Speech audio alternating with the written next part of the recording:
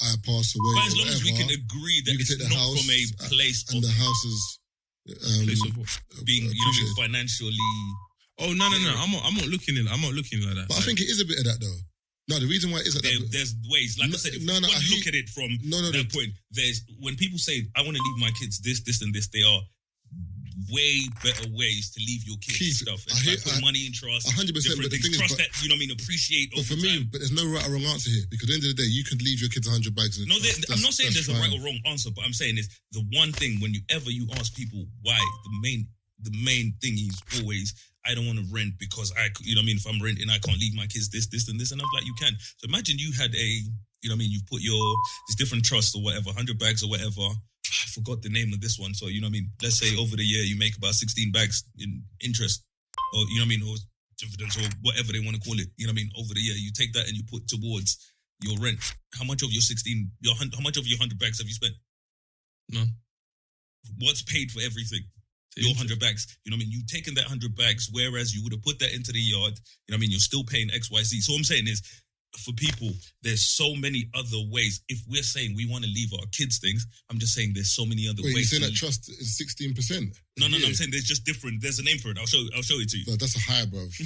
I'll show it to you. I will show. Like I said, I'll show you what it is. But also you got to remember, like Marv said, the house is killing two birds with one stone because one, your child lives in there. Your child can have people living in there paying him or her rent. So she's making money off the yard, and on top of that, if it's in a good location, your house will appreciate as well. And also, you remember as well. I see it like this in terms of it's the long game with that. So sometimes with some investment, for example, you not get like it's not for me to live off. It's gonna be for the child, if that makes sense. So it's for me to put in all the work, and then at the end of the day, when I'm gone or whatever, it's easier for the future. You're laughing now because you've got a yard they ain't paid for. Look how many people that we know, for example, that have been like their parents didn't leave them anything. And they had to literally start from scratch to build something. Whereas if their parents left them a house, they could have sold it. They got the money. Or they could have even just lived in there and not had to worry about paying rent. It's equity fund. You know what I mean? Make about 16% per year. Per annum. You know what I mean? Yeah, but can you take the money out? Because some trust, you can't take the money out. Oh, so... But if you're leaving your money for your kids, why do you want to take it out? No, but you just said the 16 bags you can use for rent, but you can't because some trust you can't take the money out. Yeah, no, with this one, I'm not saying but I'm not saying that's how it would be with this one, but I'm saying if you wanted to leave something behind for your kids. To be fair, if you got life insurance anyway and you die, they'll get money anyway. Depends on how you die. If you kill yourself, they won't. Nah, but you're not going to kill yourself. But I'm saying, there's a lot of things, but we don't look at a lot. You get a house and just get life insurance, but they're problem, cool. You know, the thing is, people look at house as a sure thing in terms of, you know what I mean, your house is always going to appreciate this and this doesn't happen, this and this, just like anything else, you know what I mean? One, your yard is in negative equity and stuff like that. Or, like I said, you know, especially with things like inheritance tax and so on, it's probably easier to protect your kids' inheritance in, you know what I mean, in other ways than it is to protect it in a house. You see what I'm saying? So when they come for, you know what I mean, that inheritance tax, when they come for that 40%, just think about it. If your kids don't have that money for them, what do they then have to do? Sell the house. You can also do as well. You can sell your house to your kids at a lower price. If you own your house and the market value of the house, you can sell for example, if it's 500 bags and I paid 320 for it, I can sell it to it's 320. Yeah, you just take them. And then literally you just take the profit or the appreciation. Depreciation, you don't take it, but it's just there for you. It's a safety net. You can do that as well. So just depends on how you're not wrong. You're not wrong. There's just bare different ways. Because for me, for example, I wouldn't really want the thingy. Do you know what I mean? I wouldn't want, and even that 320 you give it to me, I can kind of just give some back. But if you think of the interest you spend on a yard over those years, when you take 100 bags from the bank, you're not just paying 100 bags. No, but that's what I'm saying. The aim for me isn't to pay off my yard in 25 years because a 500k yard could end up being 900 bags a mil with the interest on top. Or it could be, you know what I mean, end up being with the interest. The yard is only 400 bags. So I'm saying now you owe them. Exactly. So for me, it's more to do with I'm going to try my hardest to kind of pay it off in as quick as possible. That's why I'm not going for like the big yard. I hear people talking about, I earn X amount, so that means I can get a house that's 400k. And it's like, bruv, relax. Your salary is 60, 70 bags a year. You want to go for a yard that's 400, 500k. because the bank would give it to you. If you missed 2-3 payments, your yard is gone. Go for a yard. Always 3 months. It's like 200. Yeah, go to get a yard. It's like 200, 250, and then work your way up, kind of thing. Do you know what I mean? So, but you're definitely right in saying, you know what I mean. For me, I say what to each his own. But it's always when when it kind of comes to people explaining why they would do it that way and stuff like that. That's when you start to see kind of holes in people's things. And I'm like, if you want to do XYZ, there's better ways of doing XYZ. If that's your goal, this is probably not the best way to do it. Yeah. That's when, those conversations kind of arise. Because like I said, for me, I like the freedom of my financial situation ever changes. Worst I could lose, bro, is it's 5 weeks deposit. Yeah. But then you got to look at it the other way as well. When Taze, when the landlord was like, you man safe. Find another house. Yeah, you got to find another house. But as in, like, if you're settled in that area, find another yard in the area. I hear it's you, tough, but I'm saying I hear you, but I'm just saying less loss than. No, I hear that it's less loss, but there's inconvenience both ways. As in, like, for example, if you get a yard, yes, there's an inconvenience if you miss payments, you got to pay this and that. But at least you're like, all right, this is a yard I'm looking. It's a long term, innit? It's a long term goal. Whereas if you're renting, there's less risk, but at the same time, the landlord at any moment could be like, excuse me, you have to leave. And then you have to imagine if you've set up the place or you've bought stuff. Again, everyone's different. Everyone's different. Like I said, there's no Keith isn't wrong. You're not wrong. I'm not wrong. No, I'm just saying for both ways. But Keith is right in saying that how a lot of people have this mindset of I'm just gonna buy a house. I want it for the family, but it's like, but why? Convinced it's a good thing. I hear what he's saying. When you do the maths on certain things, like if you're not buying your yard outright, a lot of the times, you know what I mean. Like when you do the numbers rarely ever make sense. I'm not. See, for me, it's the opposite for me in terms of I see what you lot are saying, but I feel like this applies more to people who live at home, and then they want to bust out the yard quick because. For me, it's literally mathematically. When you do the maths, like I'm saying, if you can get those numbers and say, you know what, we're gonna, do the calculations on buying your house. This is I wasn't even talking about. I want to talk about that. I want to talk about busting out to rent. I was talking about people who live at home and they just want to move out because they just want space. I hear that, but bro, stay there as long as you can and save that P, man. So that but a lot of it is it's the pressure of like going. Yes, 100% is pressure, but what you don't understand is like in the long run. You be out on the roads looking like Dow Sim. Wait, what? How do we get here? No, because you're struggling. but how many people do you know in life, for example, that moved at their house early, for example, 16, 17, and when you see them, you see hella stretch. They just look stressed. I was going to say stretch marks. That's not what I meant. I was going to be like, as in tiredness. No, I was going to be like tiredness, like wrinkles and stuff. Like stress. I'm saying, like, obviously, if you're living in a household that's abusive, then... Whose household is abusive? What's that? Whose household is abusive? Whose household? Yeah. People where they were putting chili peppers up people's bums. Who said chili peppers, bro? Aboniki. It's not a chili pepper. It's worse. Listen, my house was not abusive, man. I didn't say... You pointed at me. I didn't point at you. You did? No, I just done that. Man did jazz hands, What? But yeah, so I would look at it like that, as in, like, if you can stay at home as long as you can, just save your money. I feel like a lot of people need to communicate with their parents as well. Because, like, I can't lie to you. I sat my mum down. I said, listen, like, I'm at home, but I'm not you anymore. I'm sorry if I'm being rude, but allow me, man. Like, I don't want to get out, but I will get out if I have to. And obviously, she doesn't want... No parent wants their child in an uncomfortable situation. So don't move out by force. Like, my mum's not like that. So, but she had to realise that, okay, maybe you're right. So then she kind of toned down a bit. What do you mean? Saying you can't go out? Not that I can't go out, but it would be like everything relies on me. And I'm like, no, like, I live here, I hear that. But if I bust out, it doesn't rely on me. Like, you can't tell me because I don't live here no more, you're not going to go do grocery shopping. Do you know what I mean? Like, it got to a point where it was like, yeah, you're going to take me to the GP, you're going to take me to that. I'm like, whoa, what's going on here? Like, I said, wait. I'm like, yo, like, bro. Do you know what I mean? But that's just how some parents are. They see it as, yeah, I raised you, so literally everything. And I said, Mum. So you were her pseudo husband? Yes. If you want to put it like that, yeah. Yeah. But that's what got me mad. I've never heard that term before. I've never heard that term. I don't even know if the term is correct. So why are you saying yeah? Because you know this brother, you know the... But hold on a second. I'm admitting I didn't know that was... No, you didn't admit it. You said yes until I said I didn't know what it was. Then you said you didn't know. But if I didn't say nothing, you would have went on like you knew what it meant. No, but why are you so on... Bruv, because just ask man what it means, bruv. So you know. You did ask. I said I didn't know what it meant. I was literally going to say, what does it mean? So you done it for me. No. That's the thing about Taze. Taze will be somewhere and Taze will go like he knows what's going on. Like, Nah, bro. I'm the pseudo-husband. Yeah, that's me. I'm the first person to say I don't know. What it meant. If I don't know, I don't know. I know pseudo-cream. I don't know pseudo-husband, bro. All right, Brett, would you like to elaborate on what pseudo-husband So means? your pops kind of, he wasn't around, right? Yeah. So you became the replacement. Yeah. Okay. Oh. They even said, but Like a surrogate dad. what the fuck? Like a pseudo dad, yeah. It's like the word Brent used initially.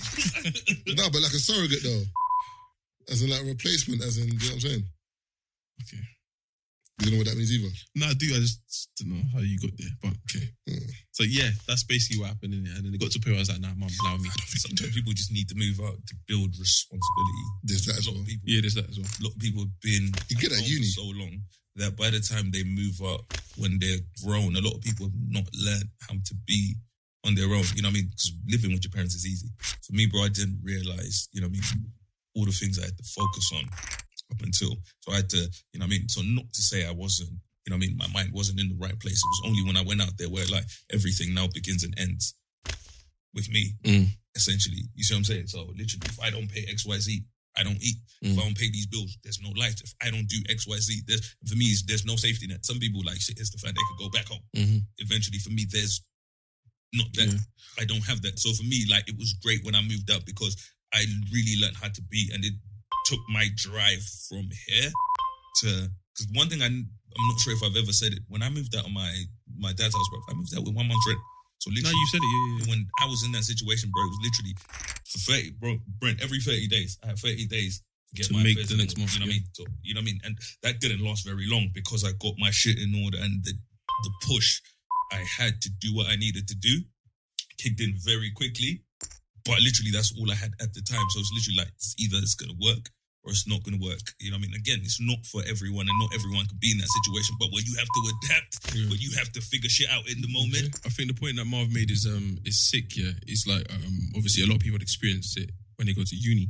But I do think uni is a bit too early for some people because the transition between A-levels, college and uni is a big transition. No, do you know, I don't think, the transition is not big between the two. The difference is it's all down to you now. That's a big transition for some people. I thought you meant as in terms of the A-level, the actual lesson. No. I mean studying. I mean that. Okay, Because remember, I went uni, but I stayed at home, so I still went back home. So your dad said to you, yeah, but my dad saw. He said, "Listen, I think you're not going to be someone who's going to survive if you go to uni on campus at 18. You're going to be so distracted, it's going to affect your studies." My dad said that to me, and I was like, "Come on, man." He's like, "I'm not having it." So I didn't stay on campus. Nothing to do with that. But I know some people who have gone at 18 and they've struggled.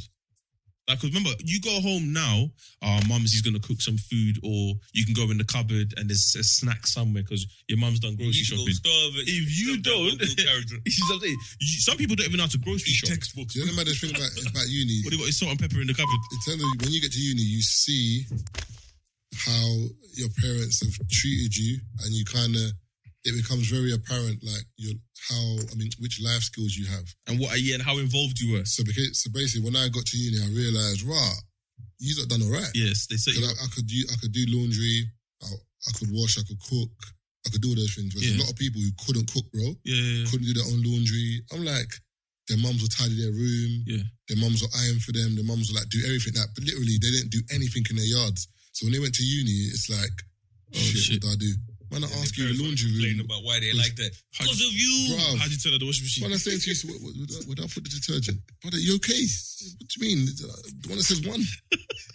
Would I put the second bit? Bro, it's mad. There's a little diagram. Bro, on the machine it says what it is, but a lot of people remember, some people don't want to read instructions. Like even down to like building IKEA furniture, for example. Some people can't read the instruction booklet. Bro, literally, IKEA. No, that's a mad thing. No, I hear that. Task rabbit, boy. Man phoned the bed and I said, do it, man. I'm not doing that. IKEA, you will put the thingy together and you're like, yes. And you look behind you, bro, there's like 9 pieces, bro. And you're thinking, but it looks like the picture. So where did those go? The only thing that used to annoy me with the IKEA stuff here is, when you have to put the back. to cover it. The skinny nails that they give you. You gotta have it, and the nail be going off to the left and up. So you open the wardrobe, you see bare nails. You're like, you know, it is what it is, man. That's the only thing. But apart from that, I used to be able to build up a wardrobe, but now it's just like, obviously there's money now. Task for a bit, big man. But usually, but a lot of people need it, Marv. You know, them people there where it tastes was like it's too early for them, bro. You learn. For me, the one thing with my dad, and this is why I say parents sometimes will say one thing and then want to complain about the same thing. When I was 15, 16, in school or whatever, 16, 15, you know, looking for little jobs, side jobs or whatever. I was saying don't work when you're my studying. dad was like, no, that means you're going to grow up to love money. My dad was stuff like that. You're going to grow up to love money or whatever. Now when I'm grown and I want to do fraud and whatever because I've not learned how to, you have a problem with that. And I was like, bro, when I had the will to do all of this, you know what I'm saying? You had no interest in letting me. So now that I've reached a certain age, never worked. What did you think was going to happen? I was going to one day wake up and magically want to get a fucking job. People don't realise those are the best days to work as a kid when you're like in college. When you're in college and uni because you don't get no tax. Bro, so whatever you're earning... You learn shit. No, you do learn stuff, but your money is your money, bro. You soak it in. You can customer service, you learn...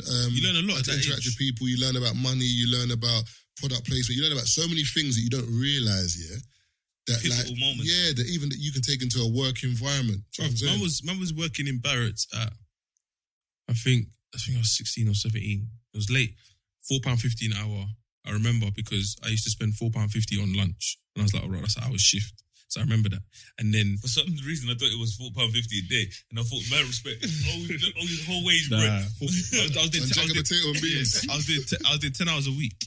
And I remember I used to work Saturdays and Sundays. Saturday 3 till 7, Sundays 12 till 6. So I'd make £45 a week, and then £4.50 of that would go to McDonald's both days because it would be the sweet chili deli. £45 a week?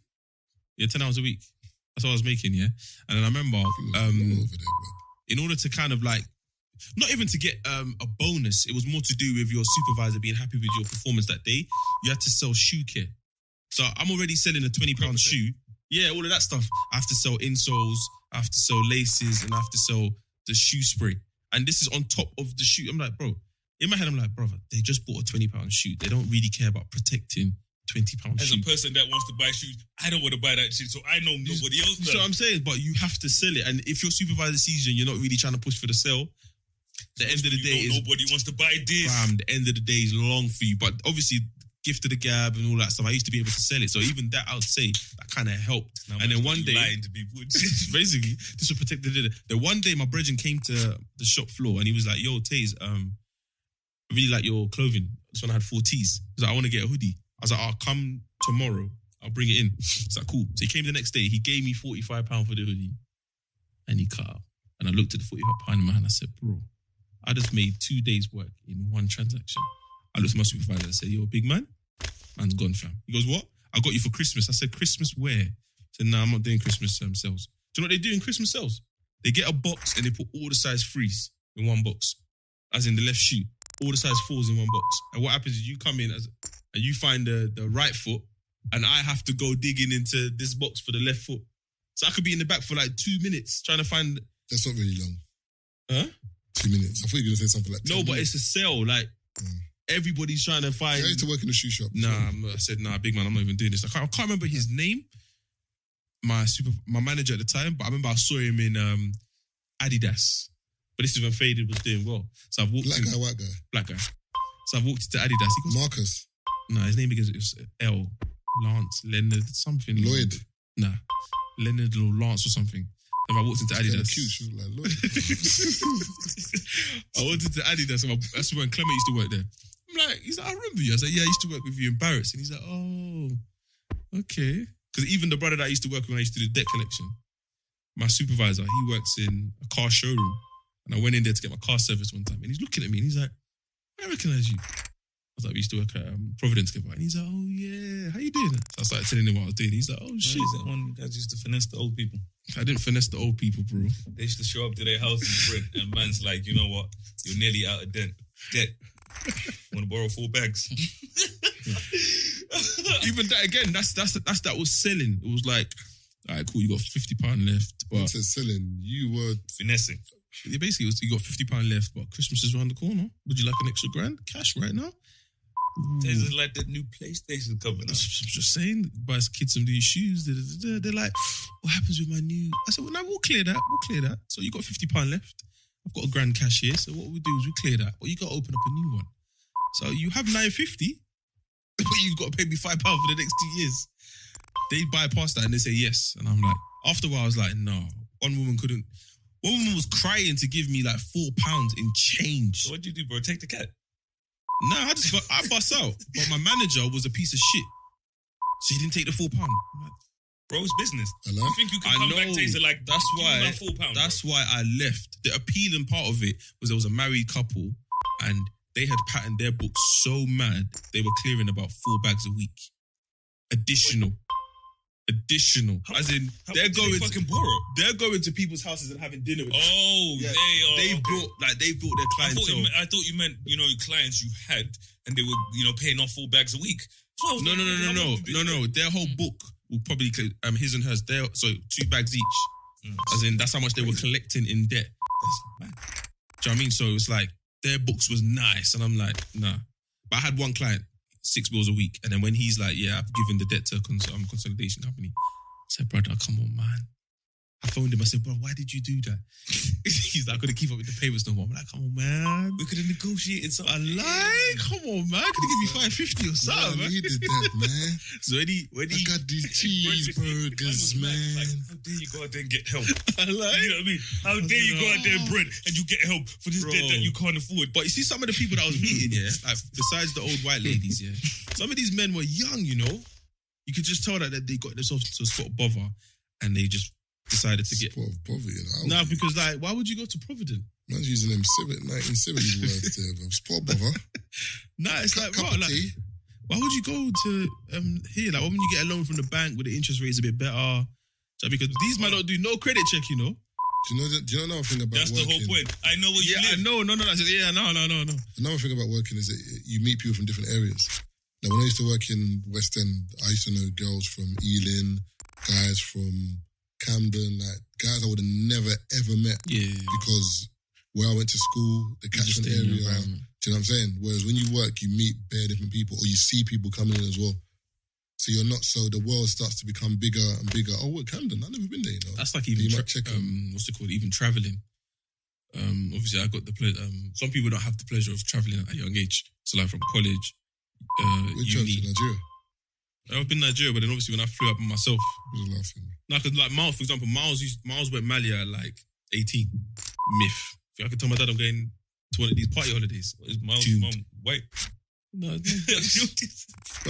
went Mali when I was, yeah. was it 18, 19 in it? Uni? About 90, yeah, 90. Yeah, I didn't go on no holiday uni.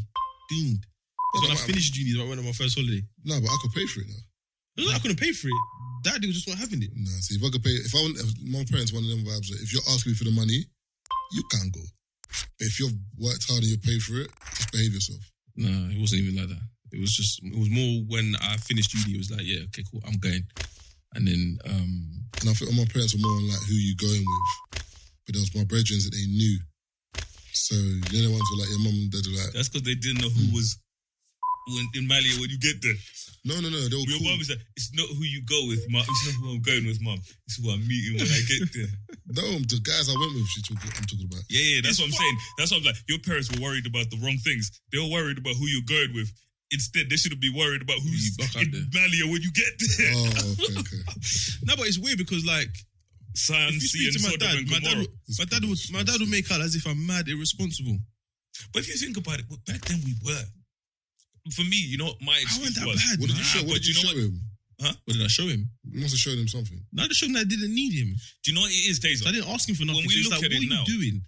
Didn't know. We think we weren't irresponsible because we compare ourselves to our friends that were wild. You know, sometimes where you'd say to yourself, if you think I'm bad, you should see X, Y, Z. Like, you wouldn't say it to them, but in your mind, you think it could be worse. I could be like that man that's out there trapping, stabbing people, this, and this. But still, to a certain degree, there's certain things I look back at now and I was like, you know what? It wasn't as bad as X, Y, Z. That was bad enough. But I can see why this could have screwed me over in life. You know what I mean? There's a lot of things my parents used to say that I never really started to process until I was on my own. You know what I mean? Like even little things to do with cleaning. doing this, paying bills, or making sure this and this is paid off. Up until I'm living on my own. I was like, raw. When they used to say turn them lights off, when that light door comes, Marv. Well, certain man are talking like, please don't come to the house and get a checkbook.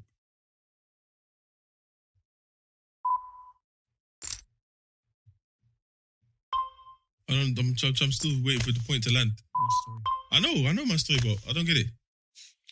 For some reason, my dad didn't trust me. For some reason, no, but I was well into to go on like I was doing things. I was well into the police raided your yard. I was well into got a checkbook. No, but wait, see, the times when I got arrested, it was bare confusing. But yeah, how many times did you get arrested? That was one incident. How many times did you get arrested? I think twice or 3 times. But every situation I could explain. Open and close case, Johnson. Every situation I could explain. First one's a rookie. Just saying. This nigga said his dad didn't trust him and he got arrested 3 times. No, my dad. No. What I meant was like my mum is very, but maybe because I'm more honest with my mum. Like a lot of the stuff that I was keeping up with, my mum knew. I told her, whereas my dad didn't know. Is what I'm saying. But what he did see worried him. But with our parents, bro, you're saying in this case, like your parents, like all it takes is for one thing and they're like, oh my God. You know how African parents are, bro? One thing. I told you, when I got my drink got spiked, where literally I was blacked out, they found me in the hospital and I've come home and I told my parents, someone put something in my drink. Bro, getting letters from Zimbabwe. Bro, a letter. Like my dad went on holiday, handwritten letter, Brent. But we heard you're doing drugs now. How did we get here? Bro, Brent, handwritten, folded nicely. With a feather, you know? My dad's come and left it on my bed. Nah, I can't lie to you. That's how we're doing drugs. Some of our family members. I don't even smoke weed, bro, and you're telling people I do With a drugs. fingerprint at the bottom. Bruh. Proof of ID, you know? Bro, it may as well have been that, bro. Proof of ID. Nah, I'm just saying that a lot of our parents are very dramatic, man. All right, but I get it. I'm not let me get this straight. Mia gets arrested 3 times. Bro. Wait, one second. Mia gets arrested 3 times. You need to have context, bro. No, it's nothing to do with context. It is context. Mia gets arrested 3 times. In the space of 8 years. Cool. That's even worse. You ain't improving. I'm not even gonna lie. How would you be like improving? I ain't gonna lie to you, Taser. I ain't gonna lie to you, Taser. That's I said too many times. Have I been arrested that many times? Yes, but I can admit that's a lot of times. If you got arrested 3 times in the space of a year, for example, and then you stopped, and then 8 years was clean. For 8 years, it means you're not learning. No, but what I'm saying is... You're not learning. You're arrested. You're not learning things. But Dad, why would you trust me, man? No, two of the crimes I didn't do. Oh, no, I didn't. One of them I did, and it was. You done all of them. You just got away with it. No. I didn't do the first 2. The last one was obvious. My mum even said like, "Listen, I don't know why you did it, but whatever." But then, I knew what happened. How many crimes did you do? Whoa! No. What I was gonna say is, you're saying you got caught for some, but some you didn't get caught for. Yeah. What does that mean? What's your ratio? I'm open. Because this is what I'm saying. I'm open about them. So you're saying you told your mum, you didn't tell your dad, but you know your mum most probably could have been in bed and was dropping certain hints to your dad. What's going on here, bro? Been in bed. What's going on here, bro? What's going on here? It's likely that she was in bed with I lie. Could have been. Where else she sleeping, bro? No, I'm talking about no. So you said could have been like what? She's sleeping on the roof. Did you hear what I was finished? Did you hear the whole sentence? No, but they go sleep. Could have been in bed, talking to your dad. No. Could have been in bed sleeping. No, my mom's not like that. Cool. How do you know that? Because basically, I think you need to look at. No. The relationship that I have with my mum and dad, my mum is that person that I can tell my mum something, she keeps it quiet. If my dad knows, he's not keeping it quiet. He's coming into my room, kick off the door. Yeah, we know. Mum told me this. Exactly. So over Snickers. Exactly. So my mum knows what my dad's like, so she wouldn't say certain things, but she would say if trouble comes, I was. You know what I mean? So that day when the feds came, she said to me, "I told you they were gonna come. Deal with it." And that's how I had to deal with it. That's how I got arrested. But the other ones, it was more to do with mistaken identity.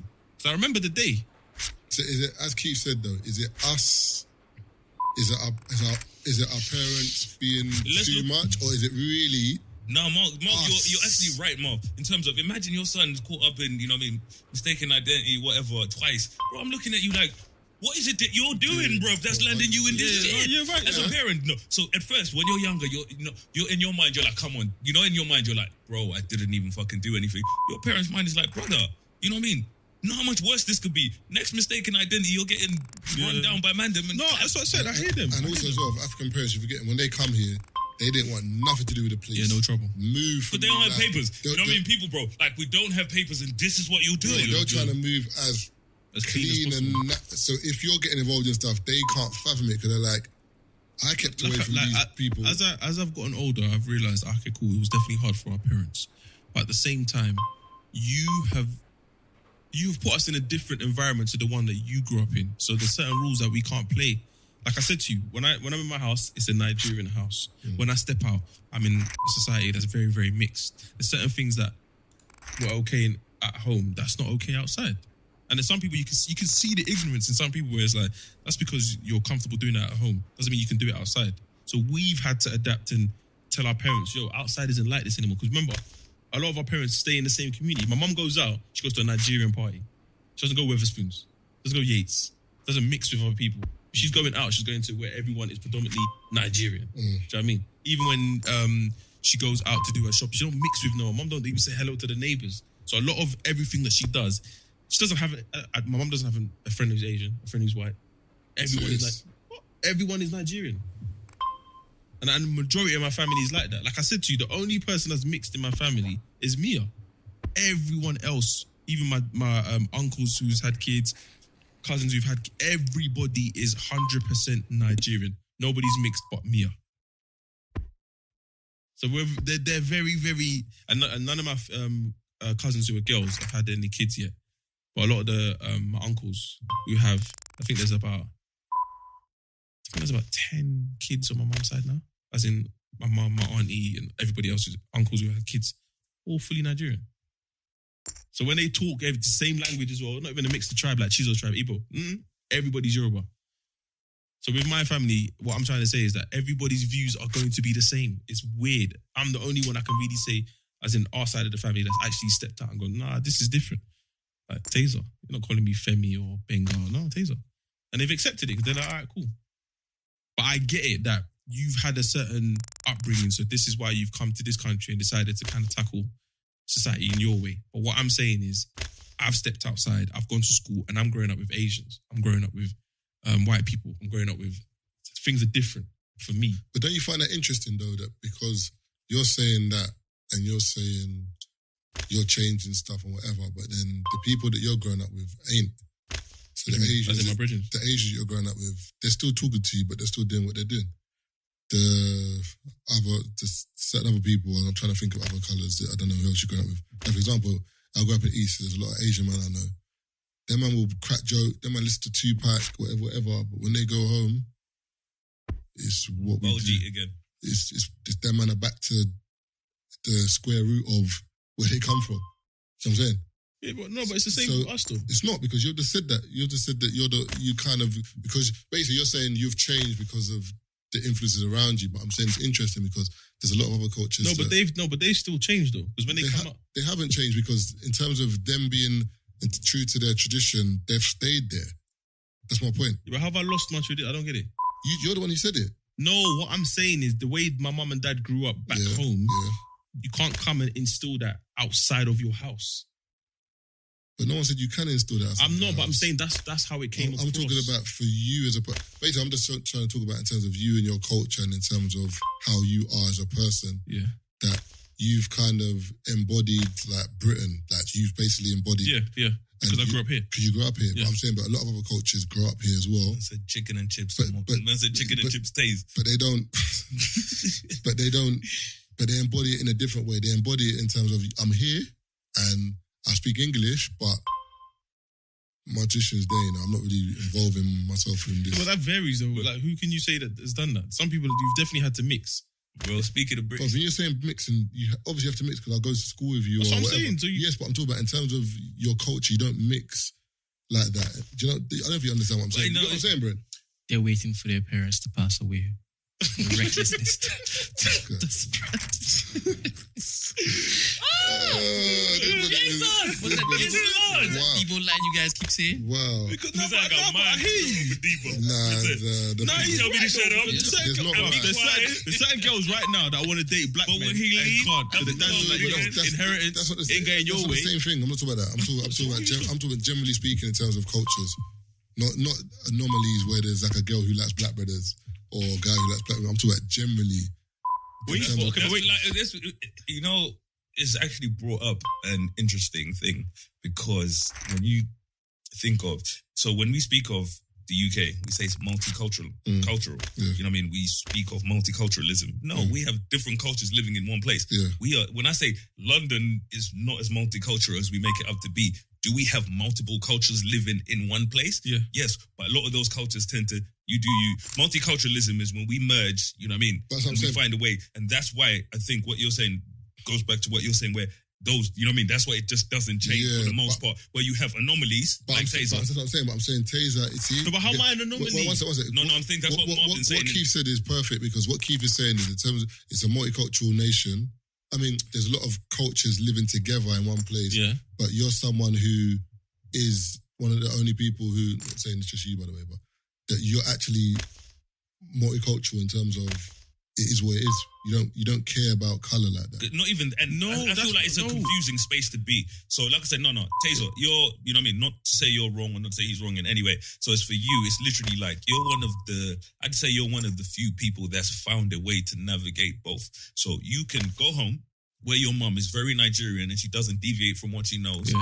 And you can, you know what I mean? You can navigate that world very well. Mhm. And you can also step out of your house, go out there and find a way to navigate that, you know what I mean? And, you know what I mean, mix and gel with everyone else.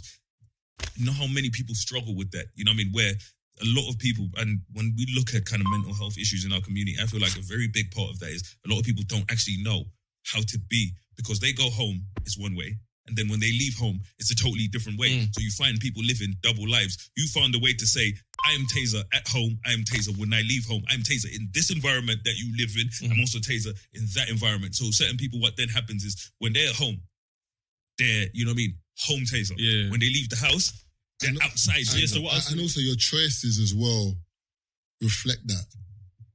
As in, like, for example, there's certain people who their choices... Oh, I see what you're saying now. Their choices reflect how they are. So, for example, they might want to do something, but they're like, do you know what? My culture's pulling me, man. I can't even do that, you know? Oh, yeah. Like, when I'm gone. Yeah. Whereas you're not tied to those... No, because like I said, my mum's very laid back in the sense that I guess if my dad was still here, that probably might be an issue for me. I don't think it would because I think you as a person, it's just you. But me and my dad will go head to head then. We will definitely clash. But as you as a man, eventually you got to an age where like... Yeah. Do you know what I'm saying? But I'm saying that's in you. That's you. So but what I'm saying is my mum is lenient in the sense that she realizes that, you know what, I can't enforce what the morals and standards that I had when I grew up over here. So there is going to be a little bit of wiggle room. Whereas I've met other people's parents where like, bro, there's no wiggle room.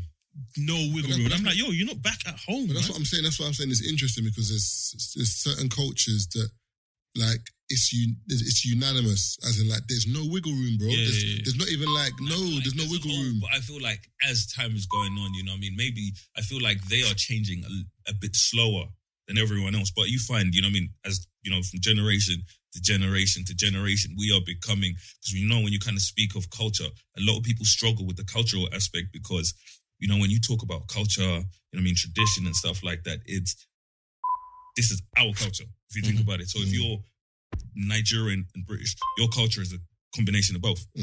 But most people have been kind of convinced that it has to be one. So that's where the confusion comes. Yeah. For a lot of people, it's literally like, how do I be in this place? Because I subscribe to both. You see what I'm saying? So do I lean more this way? Do I lean more that way? And you're like, no, you know what I mean? It's a mixture of both. So I think as the generations go, it's like Mia. You know what I mean? Mia's going to be different to you. You're different to your mum. You see what I'm saying? Mia's kids are going to be different to Mia essentially as they go along. Because sometimes when we speak of tradition, we struggle in life because people want to make you hold on to traditions of old. Tradition, literally, if you think of it by definition, it just means some shit we've been doing for a long time. Was just the way we've chosen to do what we do essentially.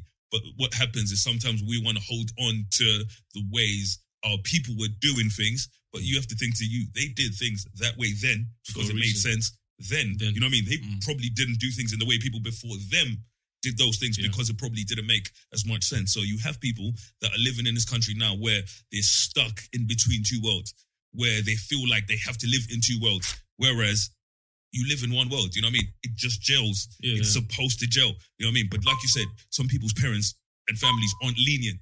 So what then happens is you're forced to be a certain way. But because you physically and, you can't be one way when you live in a different place. So what then happens is you have people that go out their mouth and act one way and they come home and they, they pretend to be another way. And it's confusing. The example that you used as well, imagine being fresh 18 and then you apply for a uni that's not in London, for example. You've been under your mum or your dad's thumb for time. And you finally apply for uni and your mum and dad's like, you know what, cool, go Northampton or go Leicester or go Coventry. And then you go up there and it's like, within you, it's like, I've been told to avoid this person, or I've been told to avoid this colour, blah, blah, blah. Now it's just like, I can do whatever I want. Do you know what I'm saying? And then when they come back home, it's like, whatever mum and dad may say, whether it's good or bad, it's like, no, this is different. Like, because you kind of developed your own outlook on everything that's happening around you. I hear that, but although you've developed your own outlook on everything, that principle and that teaching is still with you. So when I went to uni, for example, although there was bare girls, there was bare things to do, in my mind, there was a voice in my head that was still like, don't do this, don't do that, because it had been in me. So I'm saying sometimes when you got tradition and certain principles that taught to you, it sticks with you. Yeah. As in, for example, there's times where like your brothers are doing a madness and something would say to you, no, I think it's home time. Because that's basically and sometimes it's the fear of the consequences. With our parents, when we were growing up, you're like, you know what I mean? You're like, I may be, you know what I mean? But if I get in trouble here, when I go home, it's long, bro. Yeah. So a man can go home and like, well gone. Like you said, you was at your brother's house and I lit the spliff. You're like, I don't believe it, bro. Dad was like, yo, let me hit. Do you know what I mean? I can't even drink Coke from the bottle. For the good beat, bruv. So out of the cultures that you have in London, let's say take the last 50 odd years, who has assimilated quicker? To a certain degree, Brent, I don't even know.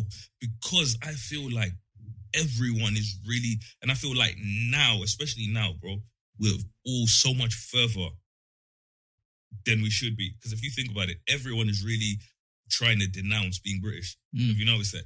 Everyone tends to subscribe more to where their family's from more than where they're from. And I think it's probably one of the reasons we have, kind of so many divisions. Because a lot of people, like, one, you're trying to subscribe to a place you don't, it's third party information. You're working on third party information. You see what I'm saying? Like, literally, you hear how it was for your parents back home, or the stuff you read and stuff like that, and you want to live that life as opposed to the one you're actually living. So instead of kind of creating our own situation, everyone's so stuck on, you know what I mean? It's just fascinating because when you look at America and you see the different cultures in America, you would swear that they would like grab onto I'm American before they grab onto any other thing. They kind of do. Of what America represents, right? Yeah.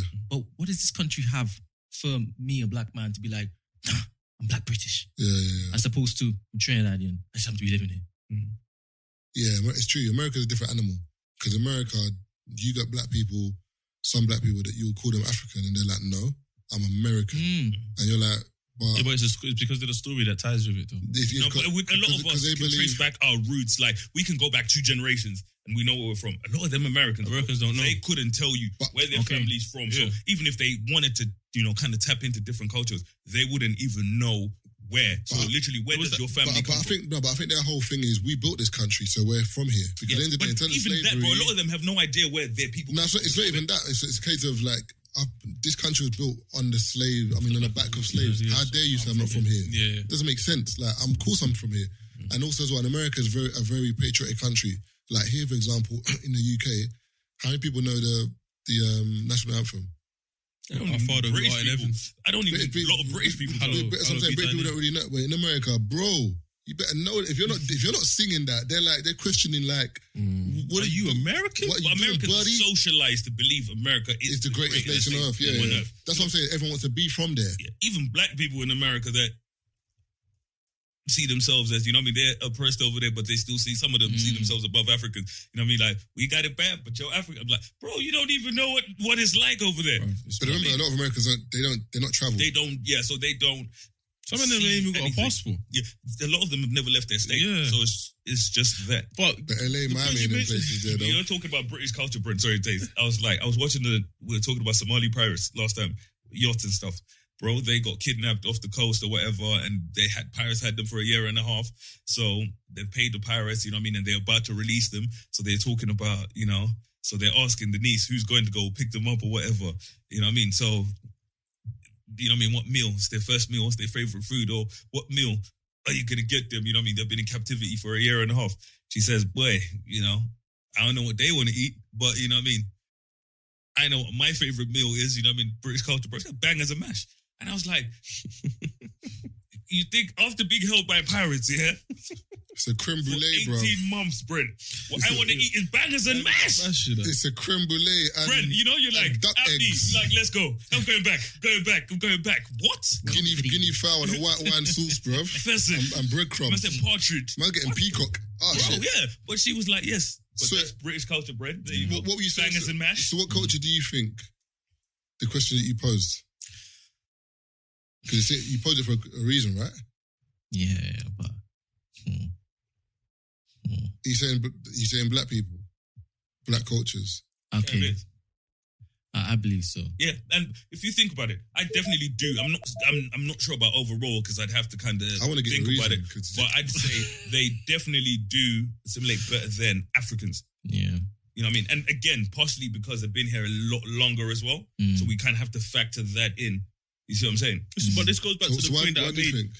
No, Hold I on, wanna- wait. This goes back to the point that I made when you made a point about is it Africans traveling the world, and I said we're too proud, as in we bring the morals from back home and try to instill it wherever we go. Like the British Empire. Yeah, but Bruv, it's funny that man's got a problem with the Africans, but no, you're the right. British people done it everywhere. Like we're very proud. Americans we're do very it proud. everywhere. Yeah, we're very proud. We're very proud. It's not. I don't think it's a Yeah, bad but thing. you're forgetting we're very proud, but we don't. When we don't force people, we kind of expect it. But I The feel British like Empire has forced the whole world, bro.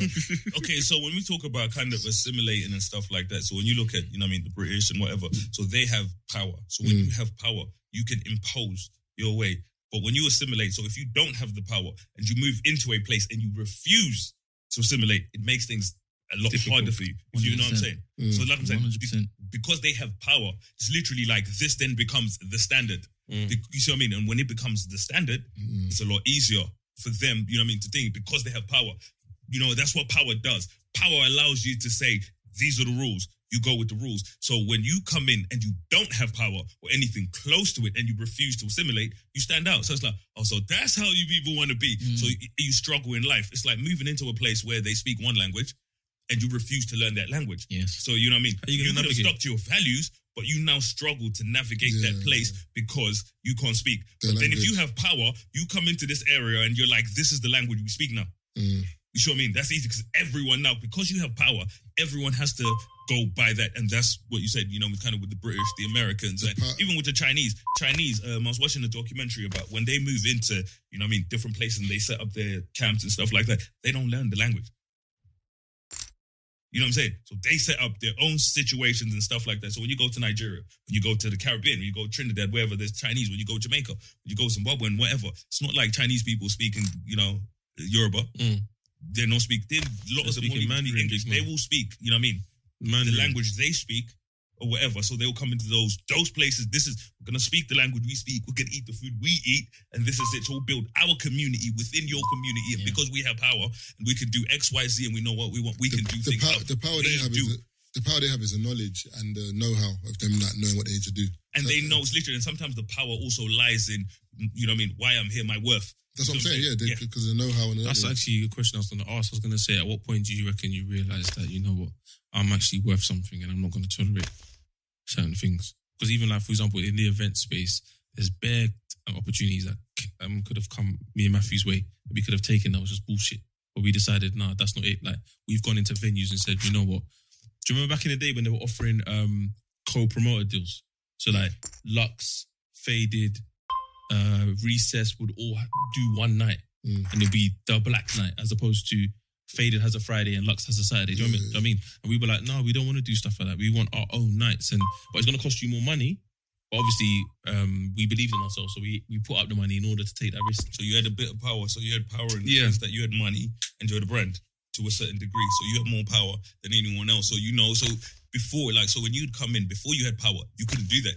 You could try, but until you had, you know what I mean, money to say, so like I said, because you have money, so they can say, well, if you want to do this taste, you have to pay XYZ. We have the money. Because they could have easily said you have to pay XYZ. If you don't have the money, And you have to revert to their way of doing things because you don't have the source. Yeah. You know what I'm saying? And that's what it was. So you had that power that allows you to do things the way you want. You're like, you know what? Our brand is strong enough to, you know what I mean? To say, we know we don't want to do XYZ. We want to do this, and this. And again, a lot of people don't have the power. You know what I'm saying? Locks and DMX said it, bro. And this is it. You know Money, what I mean? power, respect, the keys of life. And that's what happens. You know, when we go through life and it goes, and the conversation we have sometimes where you're like, why do people focus more on, you know what I mean, issues with this community and that community? And sometimes it's power.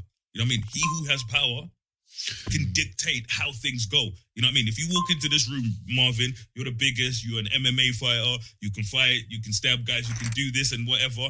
And you know what I mean? Me, Taser, and Brent are sitting here and thinking it's kind of cold in here. And you're like, turn off the aircon.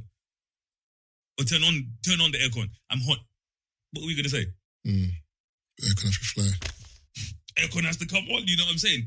The minute, but Brent, but when he leave, we be talking again. Unless one of you got a burner. Exactly. And then power. You know what I mean? That's the shift of power. Off. You know what I mean? And if all three of us have it, you know what I mean? On the table, turn it off. There's an episode run you over outside. There's an episode of Rick and Morty. Please tell me you've seen the episode of Rick and Morty. You watch Rick and Morty? No. Rick and Morty? I've seen a couple of them, but I don't watch it no more. There's an episode where they're on some thingy, some planet, and the dude just got some machine where he wants to force monogamy and love on them or whatever. And so Rick and Morty, they're there, you know what I mean? Because they want to take the machine off him. So they say to the dude, you know what I mean? We're here to take it. And then, you know what the dude says? Do you have a gun? And they're like, no. And then dude said, nah. You know what I mean? You're not getting it. You know what I mean? You have to hear the clip. It is one of the funniest things I've ever happened. But it's, you know what I mean? That's how you kind of look at power. Rick and Morty. Has it ever hit you up before and asked you for a favour that you have no intention of doing? Like, do you? What's the favour? Can you read it or can you? No, just look. It's like, the thing is, yeah, people don't understand with favours, yeah, to call in a favour is, do you know what I'm saying? To call in a favour, yeah, I have to put myself out. For those that are listening, by the way, Marvin hasn't displayed what Taser normally does and segue into something else or distract from the conversation. He's just showed him something on his phone. No, but I'm waiting for Keith's clip. I understand that, but listeners may think that you did a teaser. No, but Keith just said, I'm going to find the clip.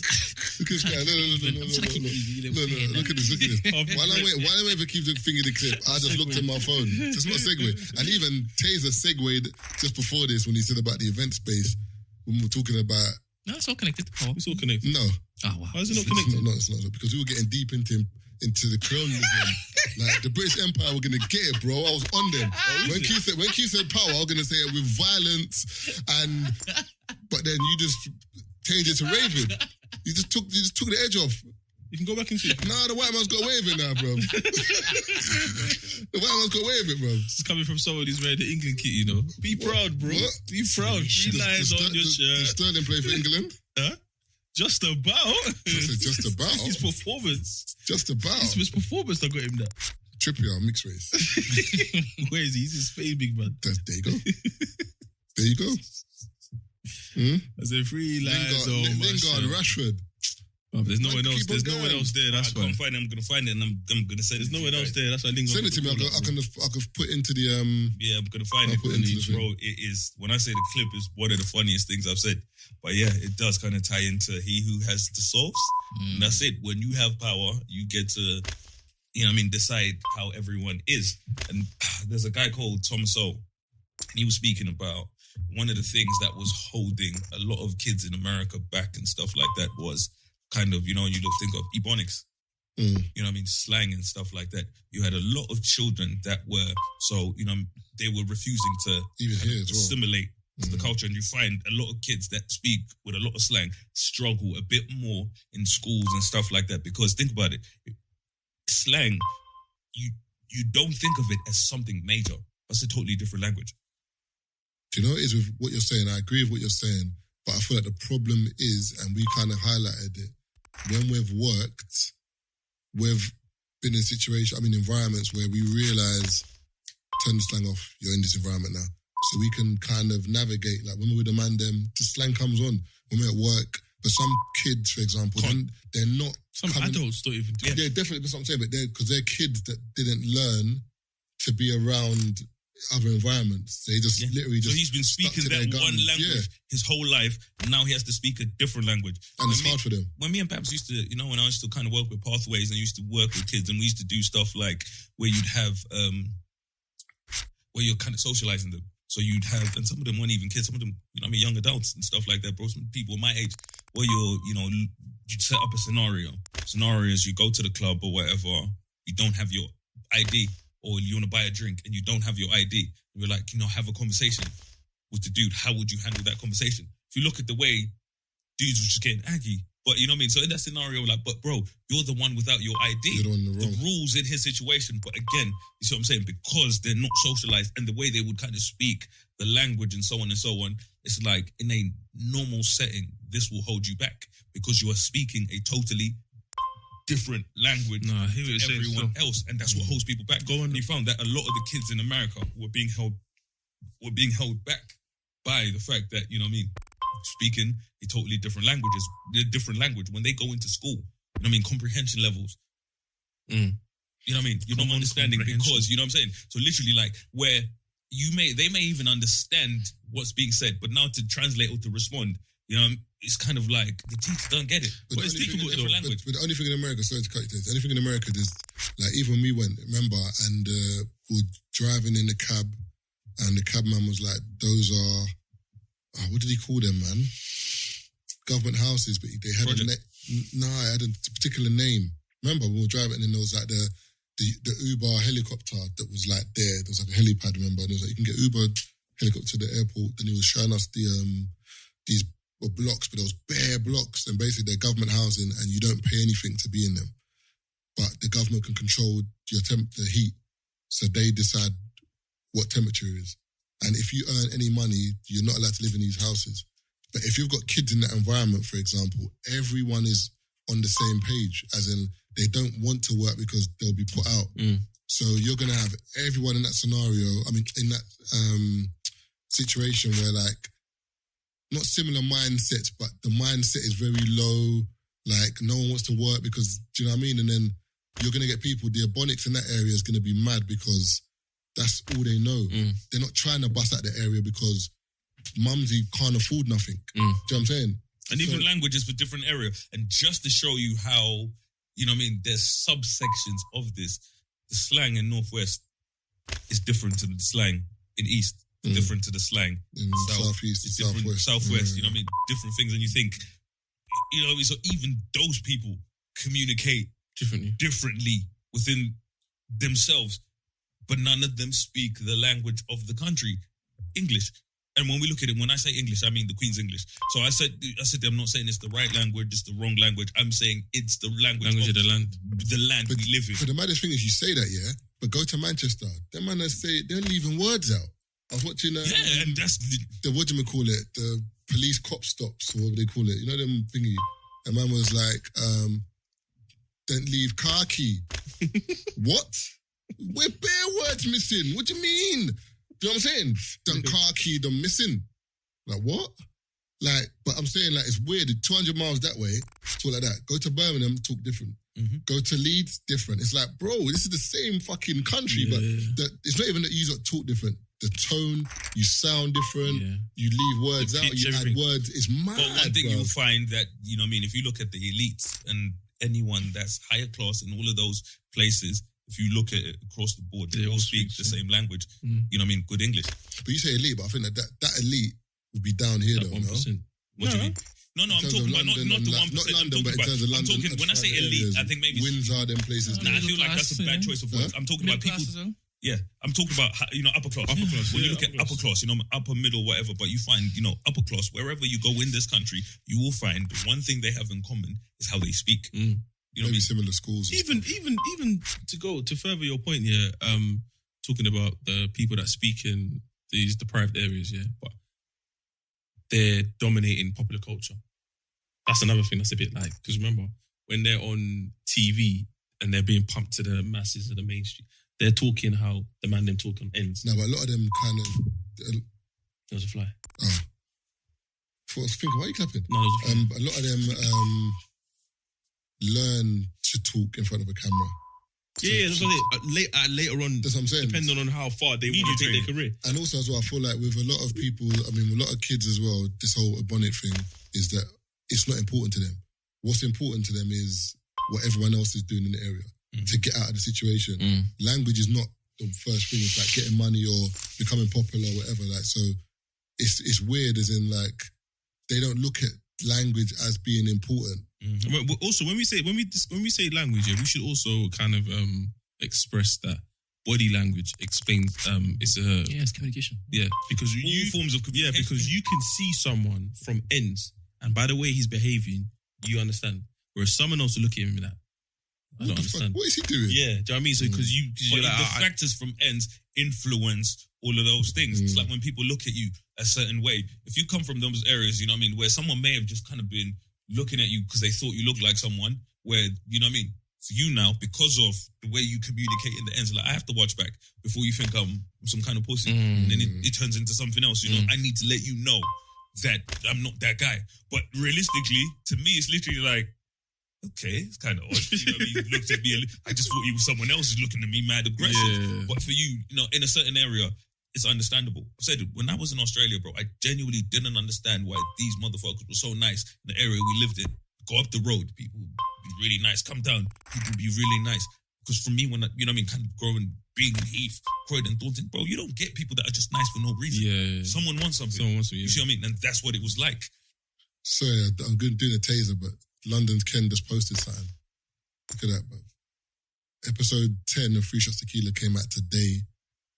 2016. Jesus. Mad, innit? 4 years ago. Episode 10. Episode 10 came out. 25th of August 2016. You know that on your Brent was your still living in Trinidad back then. So my third baby mom. Waiting for his visa application. Wait, episode 10. 10. Episode 10. Because we were doing it every 2 weeks. Yeah. At that stage. April to August. Raw. Yeah. You know what I mean? When you proper take it in. That is crazy, bro. But yeah, man, I tell people they don't take in how important basic communication is. Because you find you stick out more than you should because you don't speak the language of the land. It may be a close variation, but you know what I mean? Because of that, there's the language barrier. You see what I mean? And because, you know what I mean, people see it as because it's English or it's close enough to English or whatever, people should just get it. And you're like, nah. I mean, that's how people notice where you're from, or they then kind of put you into little class brackets and stuff like that just by how you speak. I was even going to say, the pecking order. Are we done with this topic? Can I segue? This is something that you said you wanted to talk about. What did I want to talk about? I was going to say that people not jumping on a bandwagon, but people acting as if they're very, very frustrated about subjects that don't even really concern them. Like how you mentioned it a couple of times in the group. Virtue signaling online. You know how people are mad. The Americans are mad angry about 6ix9ine. You're like, but what the fuck has he got to do with you? This has been going on for so long. And again, it goes back to, you know, people want to show their morals. You know what I'm saying? Where they're like, hey, look at my morals. So I need to show people how much I dislike 6ix9ine so they know what my moral. There's one brother, video posted a video today, and bear in mind, I'm not agreeing with what Tory Lanez has done. If what he's done is true, he's a piece of shit. But this brother's video, was basically, I knew Tory Lanez was a piece of shit. Why? Basically, one time in, I think he said Texas or Houston or whatever, Tory Lanez came out of a restaurant and he was drunk, he was disorientated, whatever, and he's jumped into the wrong car. So he's pulled the door of the wrong... They had the same car in it, so he's pulled the door and him and his boys were in the car and they both backed out their straps at him like, yo, what are you doing? And he's like, oh, sorry, my bad, wrong car. Then Tory went to his car. And he goes, it's funny how when we pulled out the straps on Tory, he never done nothing, but he's quick to pull out a strap on Megan. Everyone's like, bro, did you just tell the story to say you met Tory Lanez or something? Like, What did you expect him to do? I don't even see what the punchline is. Wait, hold on. That was the story. The punchline is we pulled a burner on a man with no burner and he was scared. Is it fucking Iron Man you pulled a gun on? No, but my thing is... That's saying I pulled a gun on Iron Man. Man didn't bring the suit out. No, but my thing ain't serious. My thing is, he said sorry. Tourneys is 5... No, but it's not beef. 5'3". It's not beef. He went to the wrong car, said sorry, kept it moving, went to his own car. So I don't understand what he was trying to get at telling this story. Everyone in the comments was like, did you just want to tell us you met Tory Lanez or... Like, they were finishing him in the comments. And it's a random dude. No, I don't know who this rapper But virtue signaling, everyone wants to show how virtuous they are in the moment. Something goes on and it's literally like, how will people know that I'm a good person, Taser, if I don't come out and express it by telling the world? Or sometimes my way of expressing that I'm a good person, Taser, is coming to drag you so that everyone knows I'm a good person. And I tell people, do you know that you can be a good person by just being a good person? But my whole thing with that is he just wants to show face. Exactly. Yeah, no, that's literally it, Marvin. You tell people we live in a world where people want people to see them being, and they want, you know what I mean? I want you to acknowledge, I'm a good person. Yeah. You see what I mean? Because think about it. If you are a good person, you are a good person. You don't need, go out there and song and dance. You don't need a pat on the back. If you are a good person, you're a good person. But social media has done this thing now, Marvin, where, you know what, Marvin? You're a good person. But we ain't seen you feed no homeless kids this year. That's true. And I hear you, Marvin, you know what I'm saying? And I was like, you know what I mean? There's a lot of shit going on in the world, Marvin. I ain't heard you say nothing. I'm starting to think you're a bit Hitlerish over there. You know what I'm saying? That's how people see it, Marvin. If you don't come out and speak and say, I'm this, or you don't openly say you're doing this and this, you're not deemed to be a good person. Do you know how many people are out there changing the world, bro? Yeah. And you never see them and you never hear them. Not to say that people that are changing the world and they're out there saying there's anything wrong with it, but I'm just saying, one does, you know what I mean? It's not to say that's the only way you can do it. Because people on social media is like, it's funny how XYZ is silent about this, and this. And I'm like, you don't even know what this person does on a day-to-day. And you want them to come and prove themselves to you, from any person, by coming out to talk about... Do you know it's online? People do this thing, where they like to comment on stuff very quickly. So something will happen and then everyone's got an opinion, which is fine. Actually, it's not fine. I'm not lying. It's not fine because you ain't got the full details. But then and the problem is... No, but they want to be seen as, when that happened, Marvin, I said something, so you know I'm a good person. But the thing is... We were the first people to comment when that happened, Marvin. But the problem is, it's like, for example... Something happens on the BBC, for example, and then they put something out. I can't remember who it was. And they want to put a retraction. So 6 o'clock news will come out. They'll say something. Then the retraction will be on at like 11:15 a.m. or something. It's not the same thing, bro. Like it's what are you doing? When you came out, it was bare vim. So my whole thing is like. We're going to need you to, you know what I mean, retract that. No. My whole thing is this. People don't even speak and say, do you know what? I don't even have all the facts. But from what it appears as though, this is my opinion. People talk with fact and vim and it's like, we don't have the facts. And they never, ever correct it after. Yeah, that's my problem. They're already, you know what I mean, misrepresenting another situation. You know what I mean? That's literally how they go. They'll say, we heard Taser's this, and this, and they find out that's not the full story. It's like, but, you know what I mean? Now we heard Marv is XYZ, and I was like, hold on. We've not addressed the Taser situation. You lot said Taser did AB. We found out it was actually C and D. Yeah. So what? You guys are going to go apologize to Taser? Whatever. Just go quiet. On to the next one. You see what I mean? On to the next one. That's what a lot of these people do. They jump from situation to situation. They just misrepresent a bunch of situations. And for them, they feel like, you know what? Because, I thought he was a bad person, so I guess that doesn't make it bad. It's not even that I thought it was a bad person. I feel like a lot of people just feel like now's a time where I can just talk because everyone else doesn't like this person, and no one will pull me up for it.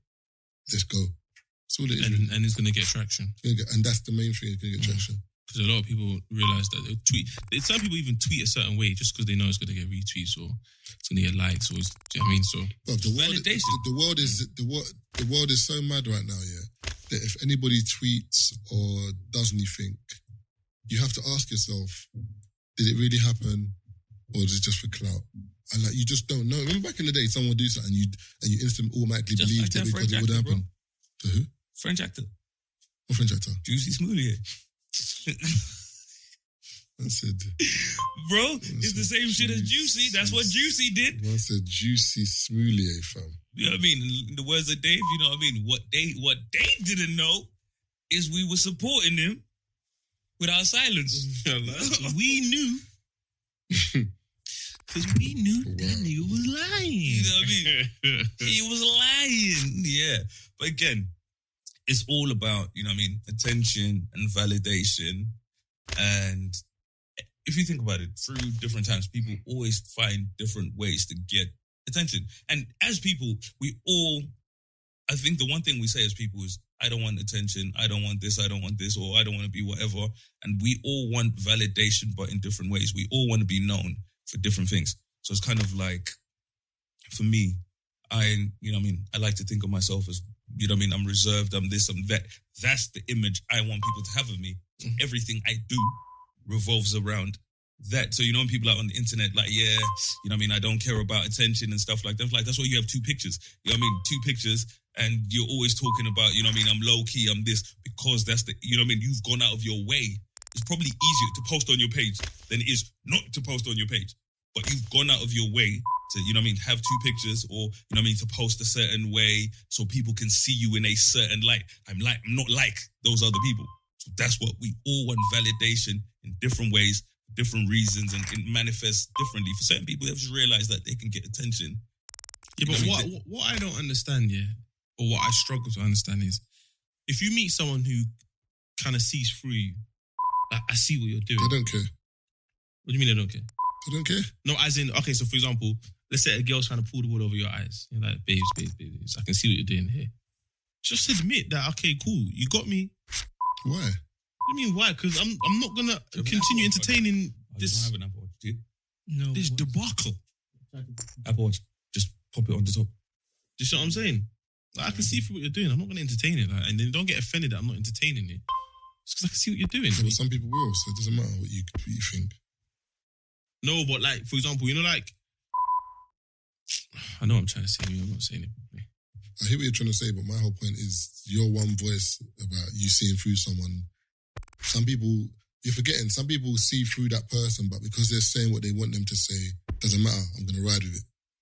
That's like, for example, that's like me saying Arsenal's better than Liverpool, yeah? And then you can see through my bullshit, but Brent's like, yeah, they are. But Brent's like, Marvin's chatting shit, but I'm an Arsenal fan, fuck it. If you get another 10 people that think like that, doesn't matter that they've seen through the bullshit. They agree with what I'm saying because they want to agree with it. There's bare noise. You finished 8th and Liverpool won the league. It's like the facts are there, but you're going to turn around and say Arsenal's better. What's facts if I have more people that agree with you? I lie. That's my point. But that's what I'm saying. That's why it's mad now. Like, it's like, raw, because this person's tweet has got 2,000 retweets. It must be this right. FA Cup, though. But and stuff like this is fucking up the world because it leads a lot of people to think things are a way they are not. Bro, we've said it before. Trump is the best example of this. If you were to go on social media during that whole campaign, bro, there was no way Trump would have won that. You know, if you base it on what you saw, myth. You know what I mean? He ain't winning this. He's a joke on here. That nigga won, bro. I know people were sitting at home thinking, have you seen that? But the way on Twitter, you know, that's literally what it looked like. Hey, but on Twitter, that's like Labour and even Brexit. Bro, they're looking at Corbyn, bro, like, he ain't winning. But I was going to say, Dave Chappelle's joke about that one, where he said he went to the, what do you call it? The place to vote. Yeah. I think he said it was in the queue with a bunch of dusty white people. And they were all like, yeah, Trump's going to change the world for us. They're like, you fucking idiots. Trump's doing it for me. I'm rich. But he was like, that's how he knew Trump was going to win. Because he ain't looking around doing it for you. But you know, even in this country, bro, do you know the one thing we ignore? And because social media and the media is so prevalent right now, we focus on those conversations.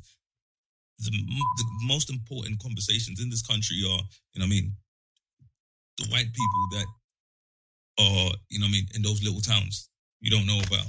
You know what I mean? Those white people out there, those conversations we don't, not even just out of London, the conversations we are not privy to. That's what I'm saying to people, you know what I mean? All of those conversations, we're worried about the shit that we can hear. And all the shit we can hear is telling us what we want to hear.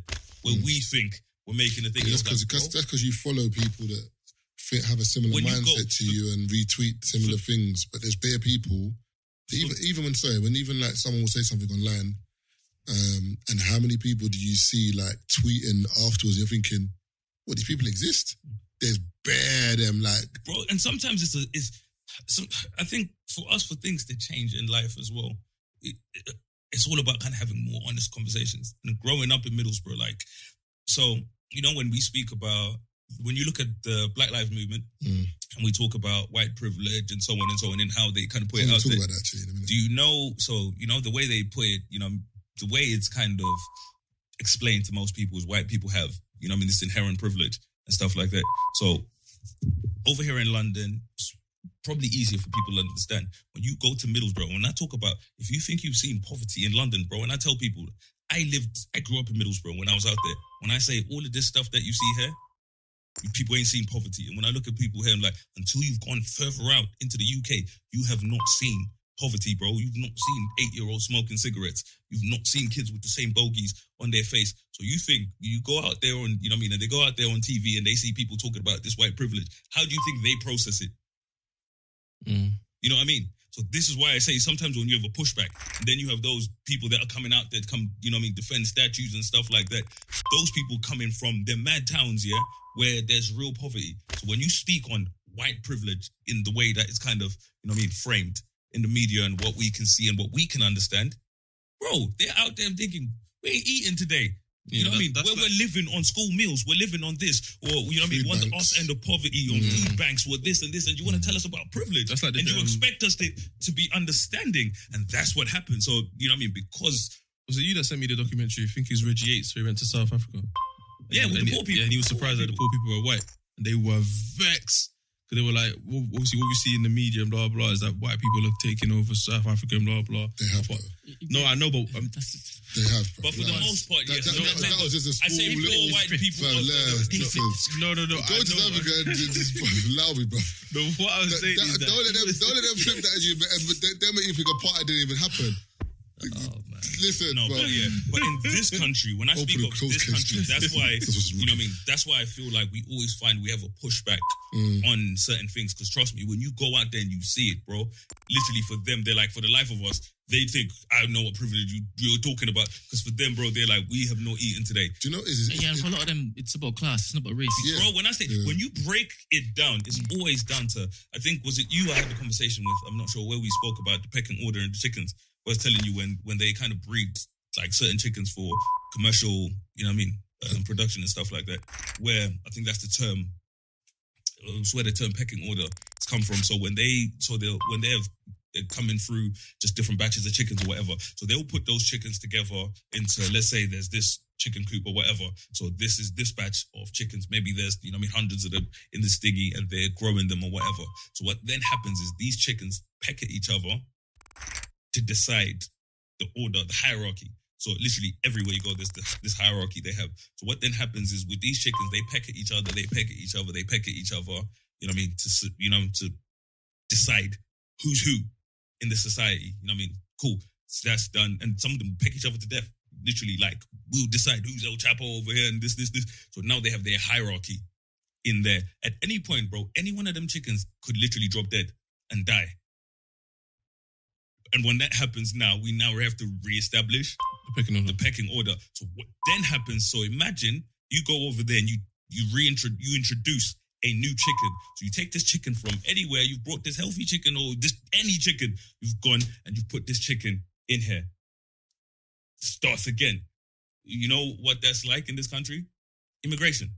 So have you noticed that's always, you know what I mean, the issue. So what then happens is with a lot of people, so think about it.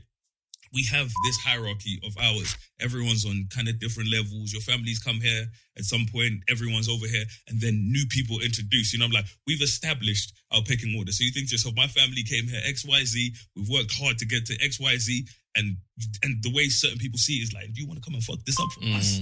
You see what I mean? So it's one of those things where when you break it down, you understand why certain people can have certain issues with certain things and how those issues can arise. Whether it's right or wrong is a totally different conversation to be had. But when you break certain things down at certain times, you can see why they happen in the way that they do. And I feel like we will never, ever, ever fix certain issues because we don't want to have honest conversations. When BBC announced, it's funny because I saw an article where BBC was announcing they were giving 100 M's to, you know what I mean, towards black issues and so on and so on. Do you see that, like, kind of more black content and so on? I was like, it's dope. In the same week, I saw an article where the funding for BBC Wales or BBC something had been pulled. So have you seen what's happened? Somewhere and they just put it So what happens to the people in BBC Wales, Marvin, when they see that BBC's giving money to all these black initiatives? So you're taking money from us to give to them. You see what I'm saying? Those little things. So we now have another group of people that don't like us. Well, my whole thing is, like, what you've said here is kind of like, there's like parallels in it. So although the white people do they do have a privilege over us, it's kind of like there are people, as you said, in disadvantaged places, in parts of the UK, that are living mad.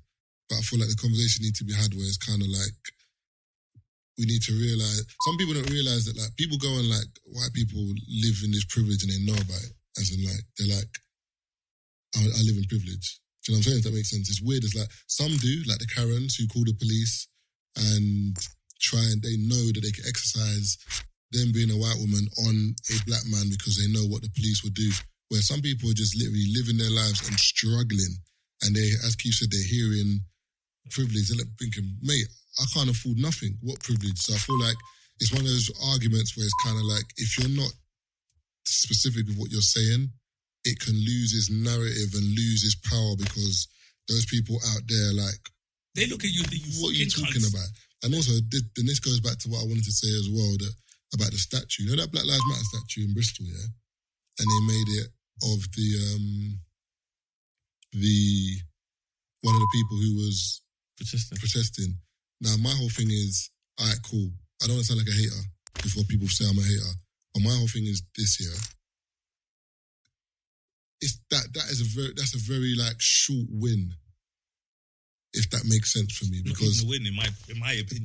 The thing is, the reason why it's a win, and I don't really think it's a win, but whatever, is because someone black was put on the statue, cool. But my whole thing was this, in terms of the Black Lives Matter movement, whatever, there's so much opposition around the country for Black Lives Matter and whatever. You've put a statue of one of the people who protested. In terms of the UK, like white people and people in general who don't agree with the Black Lives Matter movement, that statue means nothing to them. And it further aids the stereotype of us being aggressive and whatever. Why didn't you put a statue of the first black head teacher, the first black barrister, the first black something, so that no matter who's looking at it, whether you don't like Black Lives Matter, whatever, you can look at that statue and be like, that means something. That means something. Oh, that was the first black head teacher was 1954, or the first barrister was in Liverpool. But do you know what I'm saying? Like, put something like that so that it teaches people black history, and there can be no argument with it. Or it's a symbol of something. It's a symbol of something. Do you know what I'm saying? Whereas if you don't put a symbol of something, all you're doing is whatever the narrative is at the moment in the media, you're just aiding that narrative.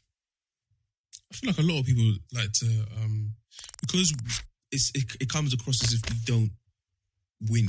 Essentially, any win is seen as a win. Like, even like, this is no disrespect to the brother, but even everybody that's championing the black brother who saved the racist white police officer, everyone's championing. Apparently, he's got a book coming out. Man's doing photo shoot campaigns and stuff. Blah blah. It's just like, what is he gonna write in this book that I'm gonna want to read? I don't understand. Like, the moment, I'm not saying his life is irrelevant. I'm not saying that at all. But what I'm saying is the reason why he's kind of shot to fame, in inverted commas, is because of that moment he decided to save the white man. So what in this book is he going to write that's going to make me think, you know what? Yeah, like, I'm not going to lie to you. I wouldn't have saved no one. No. And the reason why, I'm not on violence. That's not me. I'm not on violence. I'm like, anyone who knows me, I'm not racist. I'm not on all that. I don't do all that stuff. But my whole thing is this: you tried to come over to this side and cause harm. You tried to come over here on a bad man thing and got caught in the crossfire. Now it's me head's hurting. Who can help me? Nah, bro. Because I understand the man's logic in terms of the youth would have mashed up that differently and they would have ended up in jail. No, definitely. I'm not knocking him saving him. Yeah. I'm saying that's the logic. So I'm saying when Marv was like, he wouldn't have saved him. I think the man looked at it as, if I hadn't saved him, No, Keith, I hear that, but I'm him saying, saving him is no, but my thing is this: if flip the scenario, if a black boy was in them and circle, which one of them is saving man? No, but forget that. But let's say one man, they're kicking in man's head. No, but let's say one of them did save him. It'll be like, alright, cool, thanks, brother, whatever. Like, I understand that, but my thing is, why are we making it a big thing? We're interviewing man. I think, as he said, I think it's just the compassion that he showed. It's kind of like the compassion you showed to someone that hates you. Yeah, it's compassion. It's kind of like raw. Compassion and everything else that was involved around it. So he didn't just save the one person in that situation. So at the time, black kids are a target. It's the message we're putting out there. You know what I mean? And in that situation, these black kids, let's say they did attack this white man. What then happens to those black kids? This dude, you know what I mean? From what maybe that's, you know what I mean, how it was or how other people see it, or maybe they don't see it in that way. But like I said, from that one action, it's not saved just the white man. It saved a lot of kids. Because think about it, those kids would have then ended up in the system. Okay, let's fast forward. Hopefully they tapped danced and he hit a little bit. Okay, let's fast forward to the white man on the train. And the black boy said, F this, and banged him in his face. Yeah. And he woke up and realised, you know what? Yeah, I was wrong. I don't even want to press charges. That's what he said? Yeah, he's not pressing charges. He said, yeah, like... Yeah, but I think the only reason he's not pressing charges is because his face was on camera and people know it's him. So it's kind of like, if he pushes charges... I hate crime in itself. You know what I mean? But he was in the middle of committing a crime. That's my point. So because he was in the middle of committing a crime, if he then says that and it's kind of... It puts a spotlight on him, because if those black kids start saying, yeah, we've been charged and whatever, people are like, but you said that's... I mean, but I didn't agree. I didn't agree with that either, though. Because the man or because, and this is what I say. Because the thing is, if you banged him and he banged his head and he dies, that's a completely different case. Yeah. The thing is, what we don't understand. If you attacked first as well, you're defending yourself. Yes, if he attacks you, cool, but then it was just verbal. My other thing is, I don't agree with anything verbal, but verbal is something that it's water for duck's back, man. I know it's annoying, but bro, like. But when you say this, people are going to think you're saying don't defend yourself. I'm like, sometimes you have to look at a situation and think to yourself, if you bang this brother, he dies, it then becomes a different kind of situation in terms of, you know what I mean, the police are all over, you know what I mean, black people and so on. So trust me, I guarantee you, I tell a lot of these people that are clapping for you punching this person and saying this would have never did it. They would have just they want to live vicarious, because you know why a lot of them wouldn't have done it, because they know the consequences that come of that. Sometimes it's like Marvin, where, you know what I mean, you work for a certain company and people are telling you, well, this is happening over there, quit. And I'm like, listen, you know what I mean, your boss is basically Hitler. You still work there, but you know what I mean, it's always they want someone else to do this, and this, because when they look at the consequences themselves, they're like, I'm not ready to deal with those things, but big up you, my guy. You know what I mean? What you've done there, love that. I wouldn't do this shit. You know what I mean? People there that, you know what I mean, they hear certain things on the train. You know what I mean? Man popped them headphones in, but I didn't hear nothing. So I didn't out here telling you, Marvin, you should have snuffed him, Marvin. You should have snuffed that pussy on that train, and even in terms of that, imagine if that wasn't getting filmed, and then they banged him. Mm-hmm.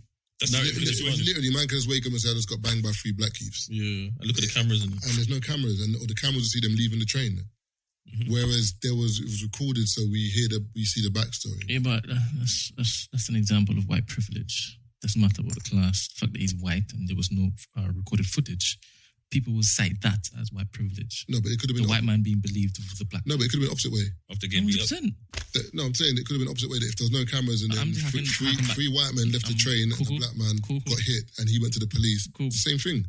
Cool. I'm come back to the point where we're talking about it's not really we should feel a certain way about this whole white privilege thing, when it is that we are talking about people who aren't in London, who are in these places. For me, I'm not saying, and just because I'm not saying we shouldn't feel any kind of way. Yeah. I'm saying to people, you have to understand why there's pushback. So that's my thing is, I'm not saying we shouldn't feel a certain way when they push back. I'm saying we don't have honest enough conversations, which is why people don't want to acknowledge why these people push back. You know what I'm saying? And when I feel like when we break situations down, those situations are specific to a particular thing. But I said to you, remember, if it is that you place anybody in Southampton or in any impoverished area in that particular circumstance, the fact that they are white would tell of the privilege. Do you understand? So, But I understand what you're saying. We also now we need to start. Like I said, I tell people we have to have honest conversations. So let's speak on. We speak on police brutality. Yeah. Essentially, for us, we live in London, so we focus mostly on that kind of stuff. When you go to places where it's majority white, Liverpool. Let's use Liverpool as an example, where it's majority white and there's a lot of crime and stuff like that. Police are jumping out on them with truncheons and all sorts in similar. Like I said, similar fashion. Can go over there. No. Like I said, we want to have honest conversations, Brett. If we're going to have an honest conversation, it's the same. When you go to those, kind of places and stuff where there's, excessive levels of poverty, excessive levels of crime, you find that the way the police deal with those people goes back to what you said. It's not that they're situation. white. Yes. But Keith, that's different because the thing is, those people that the police are dealing with, those are not hardened criminals, but those are criminals, I'm saying. Whereas we're talking about issues we're here. We might look. But some people, like I said, there's certain things where we're talking about where police handle certain types of people, essentially. When you go to those places where the kids dress, I think for me, maybe it's different because I've seen different things because I've lived in areas with people like that. When it comes to people where you'd have chavs and you have this and this, you'd have regular white people and you have chavs, but because you dress in a similar way, they group those people together. With us, the distinguishing thingy is the color of our skin. And how we dress, how we act and stuff like that. When you go to those places, it's different things. I say, if we want to have those honest conversations. So the chavs are the blacks of Southampton? No, I'm not saying that. That's just an example that I'm using. Oh, okay. That in terms of, with us, police group us together. So there's a type of black people. Yeah. When stop and searches, when they stop and search people, they're looking for a certain type of people. So what then happens is, black boys in tracksuits and all sorts, everyone just keeps getting grouped into that group of people because the people we are after, look and fit that description. So, you now have random people that aren't even part of that. But because as far as they're concerned, you fit that. When you go out to those places, for me, Brent, I'm not saying this right, I'm not saying this wrong. I'm telling you that it happens in that way. Like I've said, if we want to ignore that, we will never deal with the situation. If we say it's an issue that's dealt with by one group of people. It's not. When you go out there, you find police brutality especially is an issue. And if we were to deal with police brutality with what it is as more than just a black issue, I feel like sometimes we'd get we'd get further. I feel like one of the worst things they ever did was to convince us that police brutality was a majority black thing, simply because now no one else, No, but Keith, no, it's like that. Keith, what we're saying in terms of police brutality in terms of white people, whatever, because when a white man sees another white man, there's a familiarity in terms of there's not a fear as such. Whereas with black people, there's an instant fear when people see black people. It's the unknown, isn't it? So even like if you look at COVID, it's mad. The police have come out and said we've been giving black people more fines than other people. We were stopping them more. Sorry. It's like, why though? You stop and search black people more. There's so many things, even that's more prevalent in terms of the black community. And I hear what you're saying. In terms of the UK, we're only 3%. So they're going to be stopping other white people, but it's the manner and the means you use when you're stopping people. Like if it's a criminal who's got a knife, a gun, they've robbed somewhere, they're an armed robber, be heavy-handed with them, cool, because of what's happening. But we're talking about the normal day-to-day way you deal with people, civilians, that you don't know what they've done. It's like, when it comes to the black community, bro... You just fit the description and all of a sudden you're heavy-handed. It's not even you fit the description. There is no description. Do you know what I'm saying? Even look at the athletes, the one that had the kid, the child at the front. No, the woman's at the back with the child and then they were like, what are you doing around here kind of thing. They were like, oh, we'll just get out of the car. Next minute, before you realise, dad's in handcuffs, get out of the car, give me the baby. The woman's in handcuffs. Like, you haven't even asked us, like, what is going on? Even the MP, because she was driving a nice car in Hackney, I think. I don't think she was driving. I think a friend was driving. Her friend was driving, yeah. But it was a nice car is the reason why they pulled him over. Yeah. Or something like that. But the car wasn't from Hackney. The car was like out of London somewhere. And the thing is with policemen, I know we've even got friends that when they stop you, like the reasons they give you is like, what? What do you mean? And the funny thing is when you watch, what do you mean? I've been stopped before. I've been arrested, whatever, and I've been put in cuffs for. One time I was driving and the police was like, "Are you speeding?" I was like, "No, I wasn't." What are we talking about? Because literally, I came off the A12, went to my house, done all right. And the police was like, "You're trying to get away from us." I was like, "Bro, I live here. What are you talking about?" He's like, nah. So anyway, I've got out of the car now. So they're like, "Oh, have you got anything on you?" I'm like, "Nah." They're like, "Oh, we don't feel safe. We're going to put you in cuffs." I'm like, "What are you talking about? I'm outside my house. They tell me you're going to put me in cuffs because of speeding. What does cuffs and speed have to do with anything?" Yeah. Do you know what I'm saying? But then I watched, even as a program, them stop. I always watch them police thingies on Pick or whatever TV. Yeah. One time there was a white dude who beat up some dude. So the dude's got like a black eye, bloody nose, whatever. So the police pull up. They're like, "What's happened?" They're like, "Oh, my girlfriend's dad beat me up because he doesn't like me." Cool. So funny enough, the girlfriend's dad drove past in a white van. So police like waved him down, like, "Yo, did you beat him up?" He's like, "Yeah, I don't like him." They're like, "I'm going to have to arrest you on GBH." Cool. So the brothers put his hands out to put cuffs on. They're like, no need for the cuffs, just jump in the back of the car. I'm like, what? So this brother has committed GBH, admitted to it. He's let you know that he has a violent tendency. But he's not a threat. But he's not a threat to you. But these times, Like, speeded. You're cuffing bare man just because you can. And obviously these are different thingies, but it's kind of like, obviously there's no level of policing, but sometimes it's like, bro. So I feel like that's where the disparity is, like the nonsense is just the level of... So, like, sorry, the documentary you're watching, so the police in question were the ones that were just handcuffing random people. What do you mean? So, you know, you spoke of the police officers that didn't handcuff that brother and they would like just jump in the back of the van. No, in fact, because basically... No, so he's admitted to doing the crime and he's put his hands out and they're like, "No, just get in the van." No, just get in the back of the car. Yeah, so like no handcuffs. Yeah. So I'm saying those police officers, were they the ones kind of nicking other people throughout the show? Yeah, it's the same show. Like, but I'm saying, is it the same police officers? Yeah, there's like 3 or 4 police officers that the camera follows, and it's just they follow them around day in, day out. So they have different stings or whatever. But I'm saying anytime they arrest a criminal or someone, they always cuff them. They don't like if you're joyride and they grab you, they're not gonna tell you get in the back of the car because, do you know what I mean? Or if you're fighting outside a pub and they arrest you, they put you in cuffs and put you in the back of the van. But I'm saying it was interesting that like you cannot use cuffs sometimes, and this is someone who is violent. But like I said, you know, you did say the dude put his hands out and he was like, "It is what it is. I'm going." Yeah, but that. No. I can't speak to their logic. But probably they just always. No, but if I'm joyriding, all right, boys, you got me. They're still putting me in cuffs, bro. Still, I see. When police arrested you from your house, they put you in cuffs. Yeah. But they always put you in cuffs. I hear that, but like I'm saying, you know what I mean? It's very hard when you make, you know what I mean, examples with what one specific person does and what another specific person does. It makes it very difficult to speak, you know what I mean, on certain situations. No, I'll just give examples, innit? Before we kind of, you know, move away from this, I wanted to clear up that for me, bro, when I speak on these things, it's not me saying this is right, this is wrong, or this is it. For me, I'm just saying that when you go to those places, you find, and for me, I can only speak on what I've seen. Yeah, what you've seen. When I've been, you know what I mean, when I've been around and how police, you know what I mean, in terms treat, where there's, you know what I mean, extreme poverty and people, where there's crime and so on, where there's an area that's living in North Ormsby, it's called Doggy.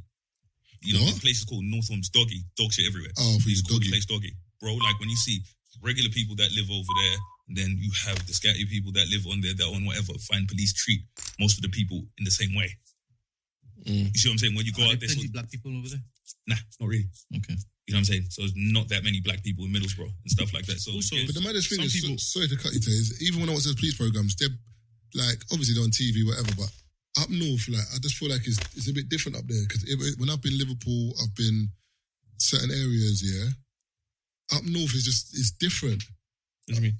It's hard to explain. It's like, in London, it's very, like, everyone is fast paced. The police are on it. They're on, man. Like, whereas when you go to Southampton or places like that, yeah, the police are they're more like laid back.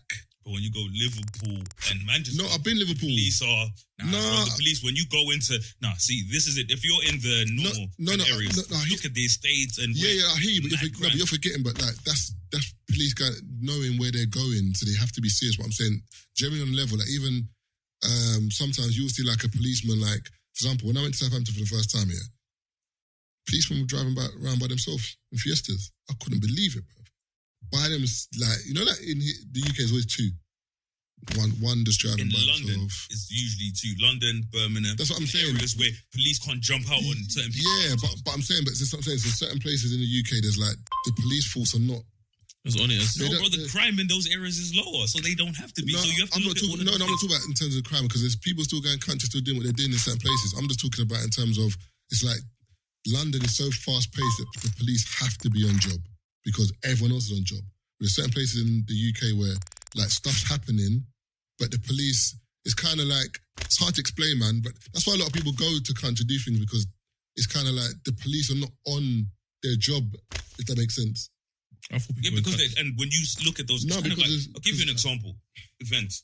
When you have certain events and stuff like that, yeah, you know what I mean? When you do certain events in certain areas, you have more security.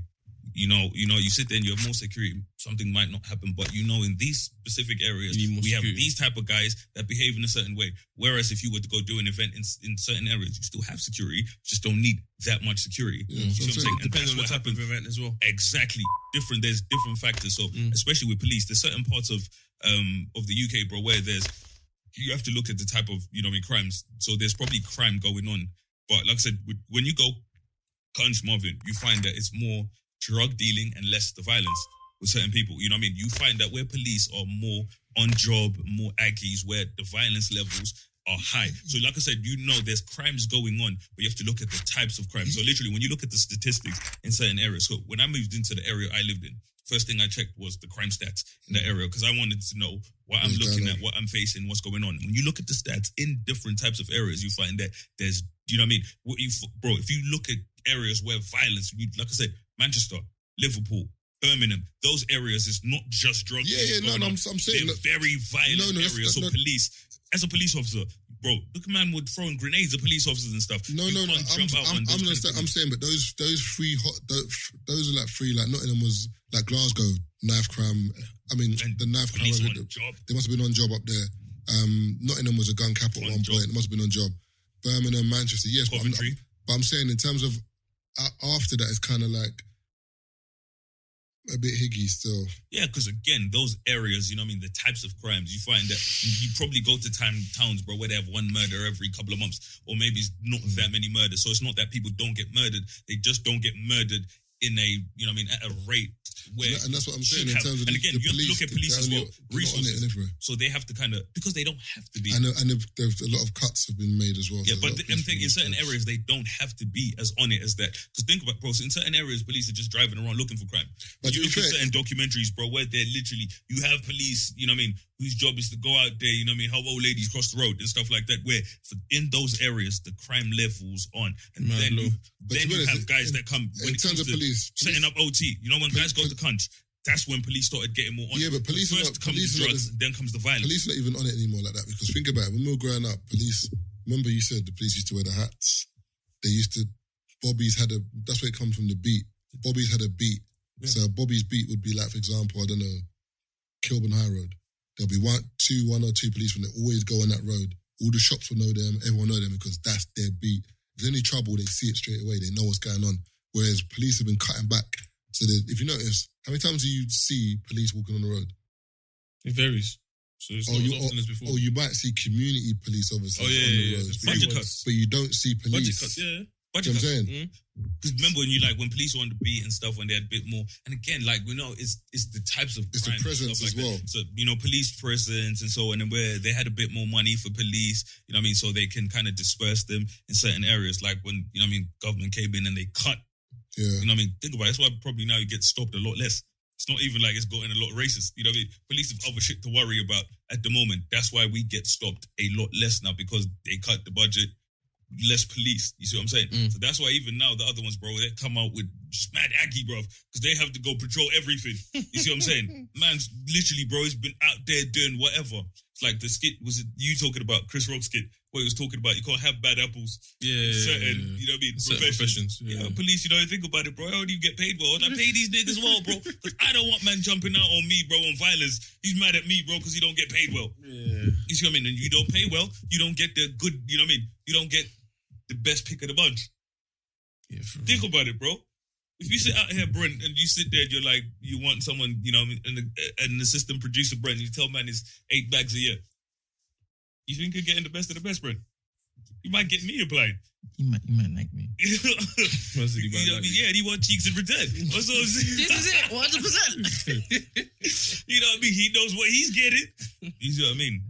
But yeah, man, it's just all interesting. I always say to, you know, with all of these things, I said, you know what I mean, everything I said to say this, it's not to say, you know what I mean, this is wrong or police should be doing this. Conversation. Or those, you know, those people in Middlesbrough are more oppressed or this, and that. I'm like, no, these are conversations we should be having, you know what I mean, as broadly and as widely as, and as, you know what I mean, honestly as we can, if we genuinely want to get to the bottom and see change of the situation. Because think about it, if we're sitting here, Marvin, and we have, you know what I mean, we have an issue and all I want to talk about is mine.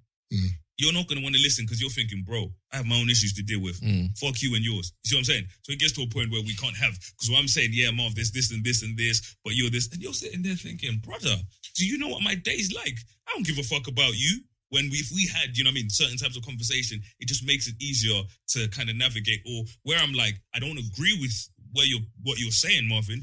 I see where you're coming from, but there's, you know what I mean, X, Y, Z. So it makes it a lot easier for me to explain my position to you.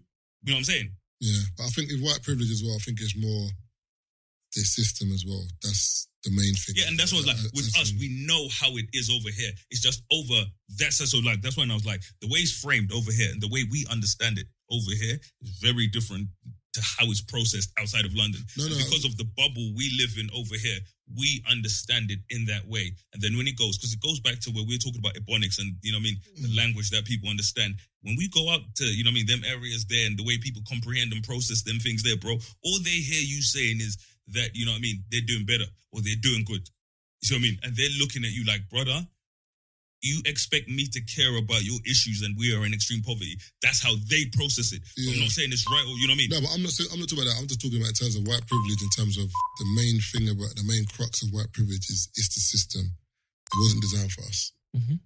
So when something's not designed for you and you come into play, it's like, is that football is designed for footballers?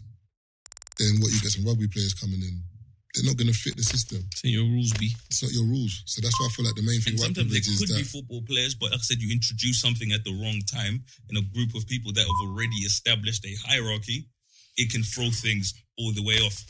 They want a certain player and you're not that player. Yeah. And again, Marvin, it's just literally, think about it. You on football teams, you know what I mean? If you get a player that people on the team, you know what I mean? We've been grafting for X, Y, Z.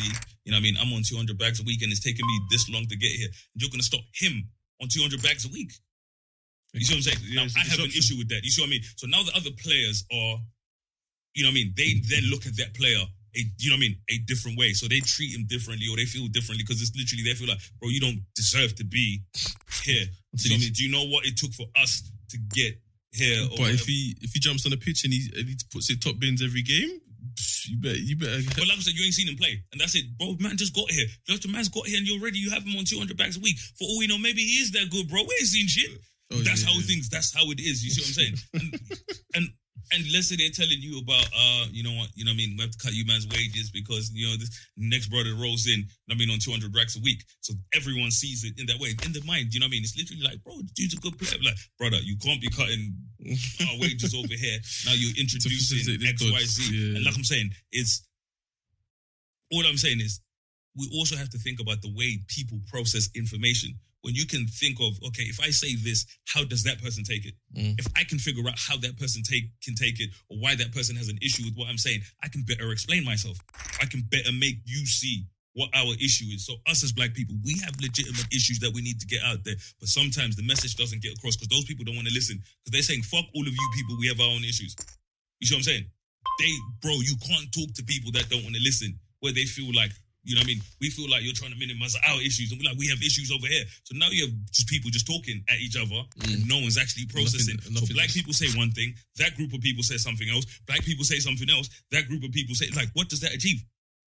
Because it's, you know what I mean? There's no understanding of why and even the message doesn't get across. And even sometimes, yeah, you get people like they've announced that there's a new movie focusing on a girl who's going to play the Karen of society. And he's like, black people don't want that. That's not what we're talking about here. Why are you going to now fucking shoot a movie based on the Karen of society? For bare white people to be watching that and be like, I don't know anybody who's like that. Of course you don't, because you're not one You are like that. You're not recognize that because you like that. Exactly. You're not at the receiving end, so you're not gonna get it. But it's just like, okay, cool. They've commissioned a new movie, or there's another. The brother from Straight Outta Compton, one that plays Eazy-E. He's been confirmed to do another movie which is about slavery. He's like, bro, this isn't what we're talking about. This isn't what we want. Like, what is going on here? Oh, fuck these slavery. I don't watch them. Any slavery film, I ain't watched anything. The last one I watched was 12 Years a Slave. Brother, I watched the beginning of that. I cried, blood. Yeah, from the beginning, I couldn't watch any more of it. Yeah, it's But long. literally, I remember I was watching it. I can't remember where I was. Yeah, it's long. And it came out, and I saw that intro, and I'm like, do you want me to fuck it? Or is it, no.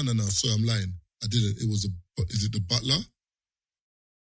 Was there a film called The Butler or something like that? Yeah, they help us, man.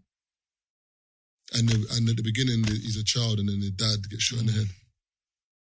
I didn't say yes. I didn't see that one. When I saw that thing, I looked at it, I was like, what? Because the thing is, films like that, what it does is it kind of helps you visualize how it was, and it kind of makes some of the stuff that happened very graphic.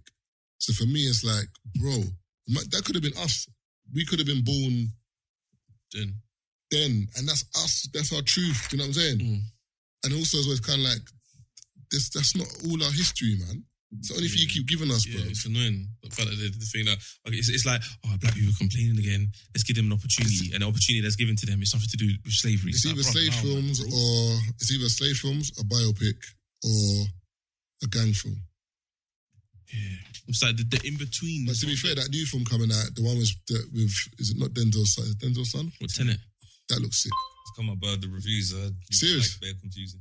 Yeah, I think it's one of them films you're gonna have to watch it a couple That's like times. Inception, though. Inception was confusing. You gotta watch it a couple times to kind of process it. Yeah, Nolan's film. But yeah, man, it's just a weird space to be in. And you know, one of the things I feel like makes it very hard for us as black people to move forward, virtue signaling. There's a lot of people, bro, that are just pretending. So because there's so many people that's pretending, you actually genuinely believe that, yo, there's so many people that care, it's gonna move forward. I'm like, no, they just here performing. Yeah. I told you, with the protest, bro, it's hella man that were out there for the pictures. And you expect things to change. Well, man, them are out there for the pictures. Mm. You see what I mean? So that's the problem with virtue signaling. There are people that just do it for the sake of, and I can't say who's who, or whatever, but there's a lot of virtue signaling going on. So that's why when people moaning about, oh, this isn't changing, I'm like, you thought you were going to virtue signal your way out of your situation. Because even like, for example, the people that have been supporting Black Pound Day and supporting black businesses and stuff, like right now, it's just gone quiet. Like, if you're still doing it, if you're still doing it, then by all means, I've always said, well done. Bro, I told you, and I've said this, collectivism is another thing that slows things down. Everyone loves a hashtag. Everyone loves groupthink or group situations. You know why? Because you can collectively, you know what I mean? If I come and support Black Pound Day, I was part of that. That's how I see it. You know what I mean? I didn't have to do anything myself. That's something I was part of. If we now start, you know what I mean? That's why I like individualism in terms of, if we start holding people to individual merits, like, what did you do specifically? You know what I mean? Because when you go on to, you know, look at, you know, certain people's contributions to, you know, to the movement and so on, it's posted BLM hashtag. You know what I mean? Some people have that in there. It's literally, have it in the bio. You know what I mean? To confuse people where no one ever asks, because we just assume you're out there doing shit. Like, literally, you will find that certain people's contribution is the BLM hashtag. Literally just tweeting it. It's not going out there and doing anything or whatever. Not to say anyone has to. I'm just saying we can't then be surprised when nothing changes if we accept that as doing shit. But like I said, we could be accepting of that. If that's acceptable, that's fine. Just don't be surprised when shit don't change. But the only thing with Black Lives Matter, we're assuming that stuff's not happening. You know what I'm saying? Behind closed doors. Because, for example, the Black Pound Day and Black Lives Matter, whatever, that could have made me think, do you know what? I'm going to start buying and investing in black. No, I'm not. I'm just saying. I'm saying when it happened, everyone was very, very vocal and posting it everywhere. And now it's gone quiet. I'm not saying that people aren't doing it anymore. There's obviously people that are doing it. I still do. What I'm saying is, you just got to keep the same energy, but you ain't got to be public about it. Cool, but remember, you got to look at it like a rave analogy. As in, when you're first doing a rave, you go everywhere. You promote it, whatever.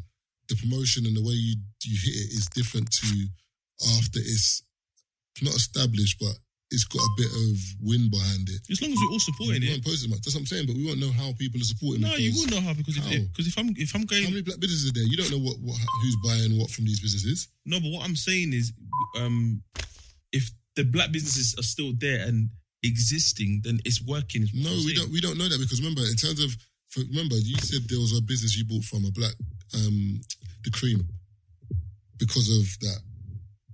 But no one, if you didn't put it on your story, how would anyone quantify that?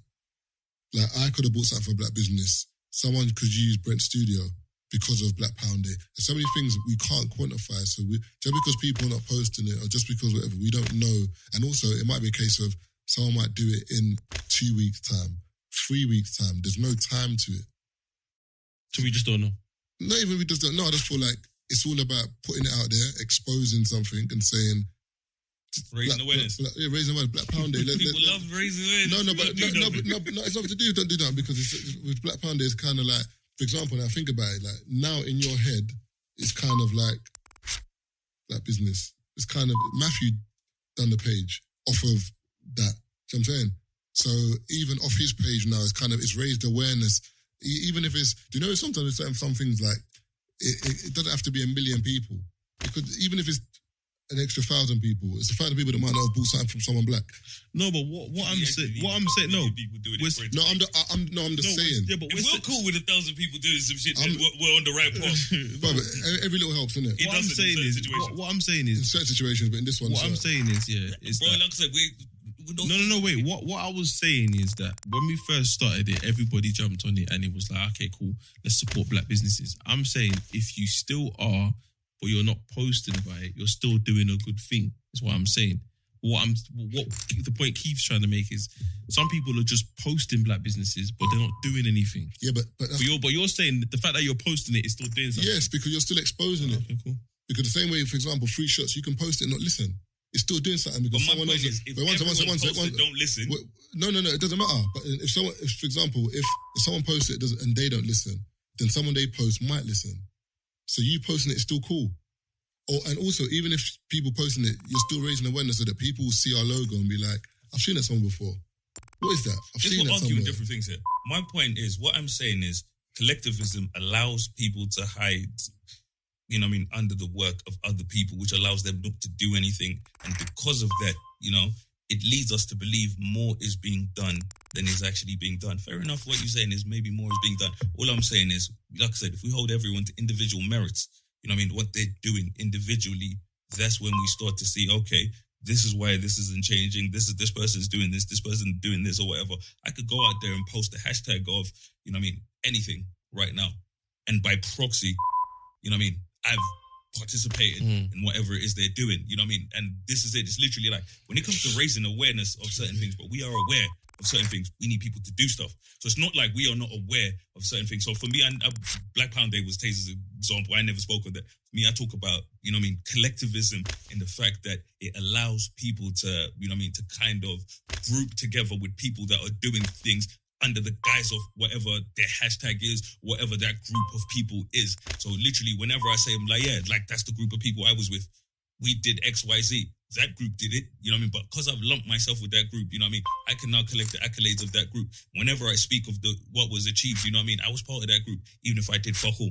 I hear you, but that's what I'm saying. You said even if I did fuck all. That's my point. In terms of the scenario you're talking about, doing fuck all and doing something are two different things. Like, for example, you didn't use the Black Pound Day thing, but I'm saying, for example, with Taze, if you've reposted it, if you're bought from someone, black, whatever, if you've spoke to someone about it, if you had a conversation about it, you're still done something. You're speaking about his example. No. That's I'm using his example. That's what I'm saying. Whereas, but it's different to mine. My one, I wouldn't have used that one because it doesn't relate to what I'm saying. But if it's fuck all, if no one's done anything with anything, that's different. You know what I'm saying, but the fact, remember, there's different layers to helping with stuff. Like, sometimes it could be a word of mouth thing, it could be you posting, it could be you actually doing something. I just think like it's one of those things. It just depends. I feel like it's easier to relate what you said to his thingy than it is to mine, which is what you related it to his. That's related to mine. Yeah, but you haven't given me an example. But I said, I used the BLM hashtag. Oh, okay. Yeah, but in terms of Black Lives Matter, the fact that even if it's the same thing in terms of if you're reposting it, like, so let me get it straight. What do you want people to do with Black Lives Matter? Because, for example, if I'm reposting it and maybe I'm raising awareness and I'm shining a light on something, for example, that's like, LA Lakers, they're all wearing Black Lives Matter, for example. So someone could say, what are you man doing? Like, you're just wearing a top, but you are wearing it in an environment where people are looking and they're thinking, what does this mean? The Premiership are doing it. So I'm saying you're raising awareness. People are looking at it now as in like, oh, if you are talking about it, it must be something. And this is stemmed from maybe someone's actions who, because remember, with collectivism, it's kind of like, I hear what you're saying, but sometimes even you just chipping away at it adds to it. We've said the whole thing online about when people are bullying, for example, even that's a negative aspect, there's still power in it because more people, even if they're chatting shit, if 100 people are chatting shit, it's 100 people chatting shit. It builds steam. It gets momentum. So anything in life you do, whether or not you believe it or whether you don't believe it, if there's more people doing it, it gains steam. It adds momentum. Gains momentum. Sorry. I think that's the desired result of it. You know what I mean? The desired result is a lot of people speak on something and it gains traction. Essentially, like I'm saying, sometimes it doesn't have the desired effect. What then happens is you have a bunch of people talking about something and it never really does what it's supposed to do. You know what I mean? Or it never gains the traction. Whereas, you know what I mean? Like I said, certain things where you sit there. I'll give you an example. Remember the thing we were talking about with, not to say there's any, and for me, like I said, not to say there's any issues with any of these things and whatever. For me, I'm just talking about the people that, you know, associate themselves with these groups and they don't do anything.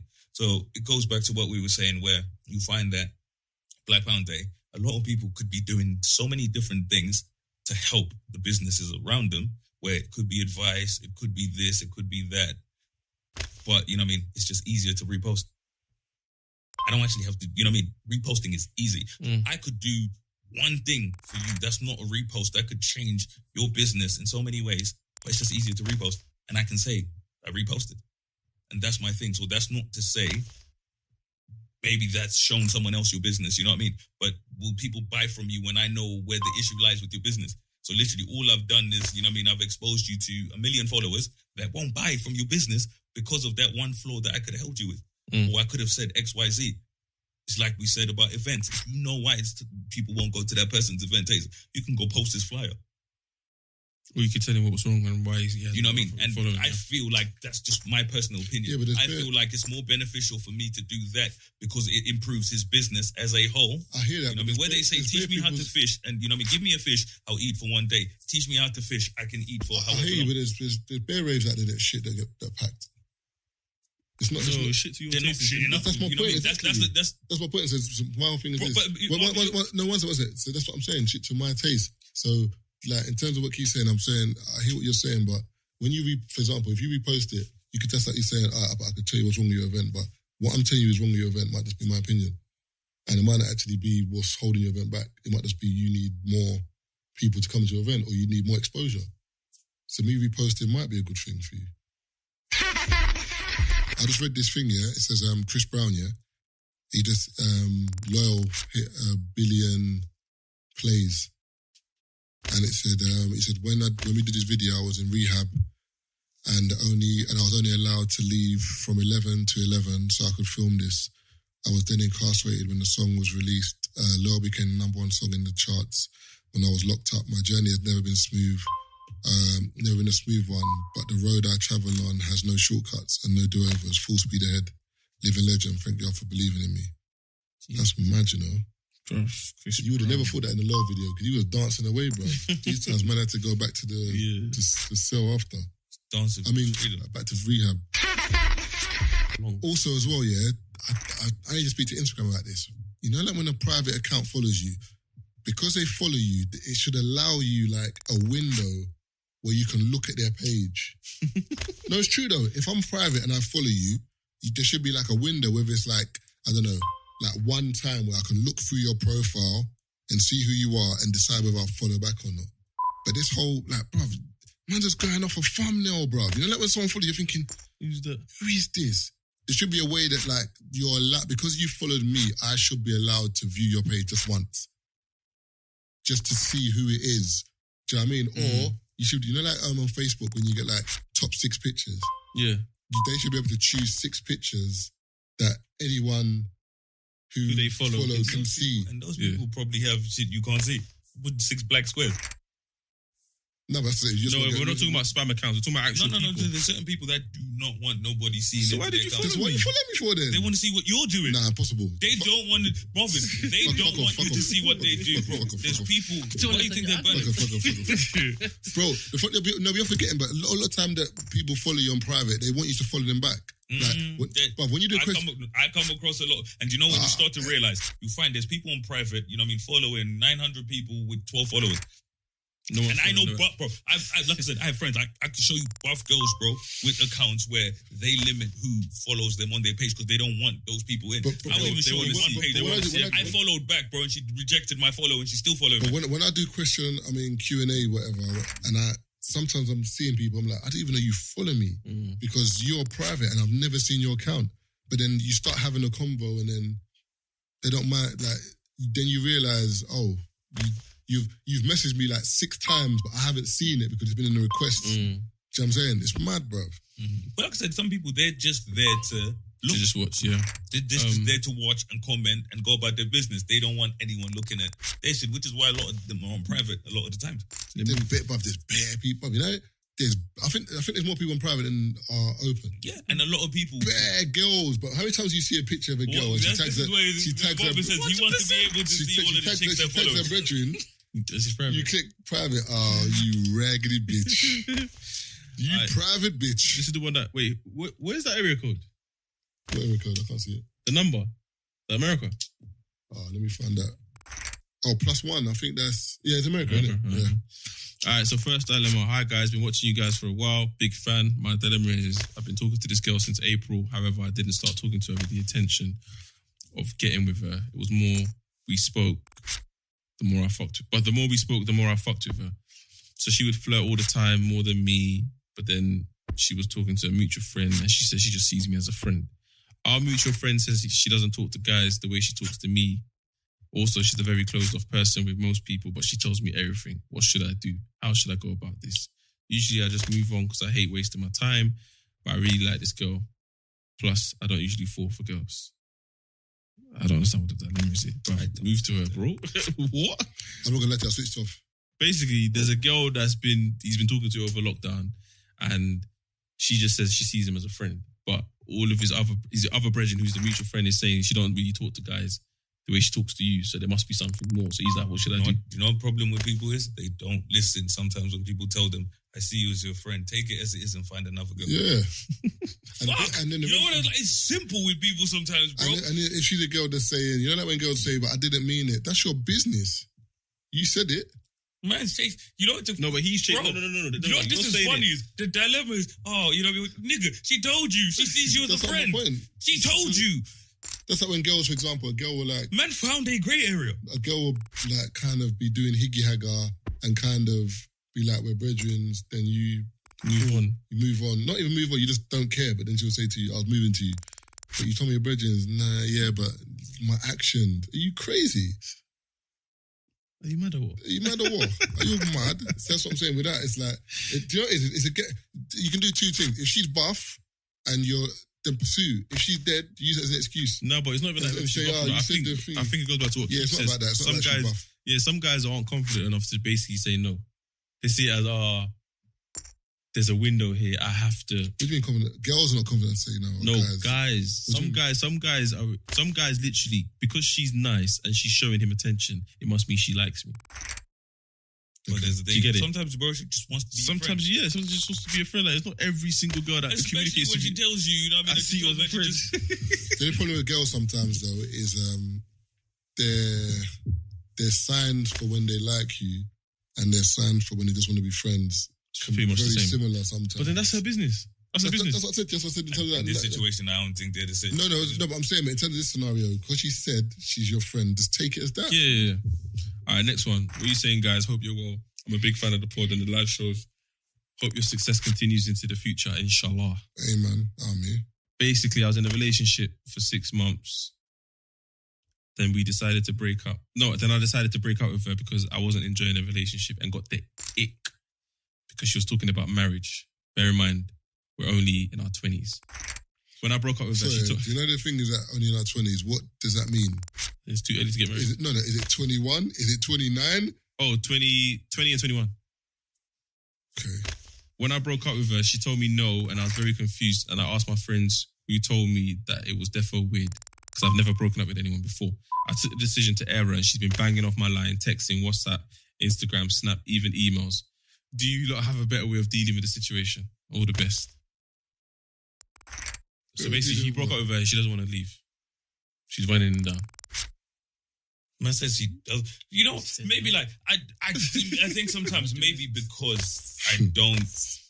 He gets mad. No, bro. Like sometimes I sit there and I just don't understand what the problem is. You know what I mean? So she's running you down. Snap, bro. Fuck off. Like chill, bro. Like Marvin, you're telling me what? You telling me you can't regulate, bro? Man, need to be firm. Because I've had this conversation with someone close to me, like proper, where and you know and because I've seen the way he interacts with these people, and I showed them that. You're the problem, bro. Because you know when you sit there bare slack and bare relaxed. You know what I mean? When man's like, no, I've said like, bro, I've seen the way you say no, bro. You might as well have said, yes, come. You know what I mean? Yeah, certain people are like, bro, be firm. You think you can tell me, you think I can tell you that this is done out? And you want to... No, but Keith, we're talking about this like everyone's of sound mind and some people are not of sound mind, bruv. This girl has lost it. She said no. Like in her mind, man said, I'm leaving. No. What are we having for dinner? But I'm going. What's that film again? Bro, what's that film again? She said, what are we having for dinner? What is it again? Marty Lawrence. Marty Lawrence, which one? The one where the girl goes mad on some bunny boiler thing. Even is it Thin Line Between Love and Hate? I can't remember. Even Fatal Attraction. Basically, it's along the same line. Man's like, no, thank you. Man's like, I'm going. She comes up the next day. He's like, why are you here? I just thought we should get something to eat. And I told you we're breaking. I love you. We're doing what? He's like, we're breaking. No, we can. I need you, Michael. Bro, that was it. Speaking of people that keep coming back. No, she started cutting herself. She was like, you're not going nowhere. Next minute, he comes to the yard. She's talking to the wife. she's in the living room. The brother's like, oh, what's going on? He's got something to lose though. No, I don't know if she wanted to be the childminder or the nanny or something. She applied for a job in his house. Bro, my man's looking at her like, you raggedy bitch. What are you doing here? So I'm saying the thing is, you could be firm or whatever, but there's some people in life that are like, they're breaking point. Cannot lose you. I'm not losing you. But that's only if you got something to lose. He's got something to lose. He's got a wife and he was obviously fucking up. No, but I'm saying, but then sometimes it's just your sanity in terms of leave me alone, man. Because the funny thing is, Taze, if a girl knows where you live, for example, and she's like, I don't want to break up with you, then what's stopping her from coming outside your house? You can come. That's my point. I'm saying, but it's just it's depends on what kind of person you are. You know, certain people, Marv, they might want to come to your yard, but think of how you are. Now, say it right now, Marvin. Do you think any chick is coming to your house? What's going on there?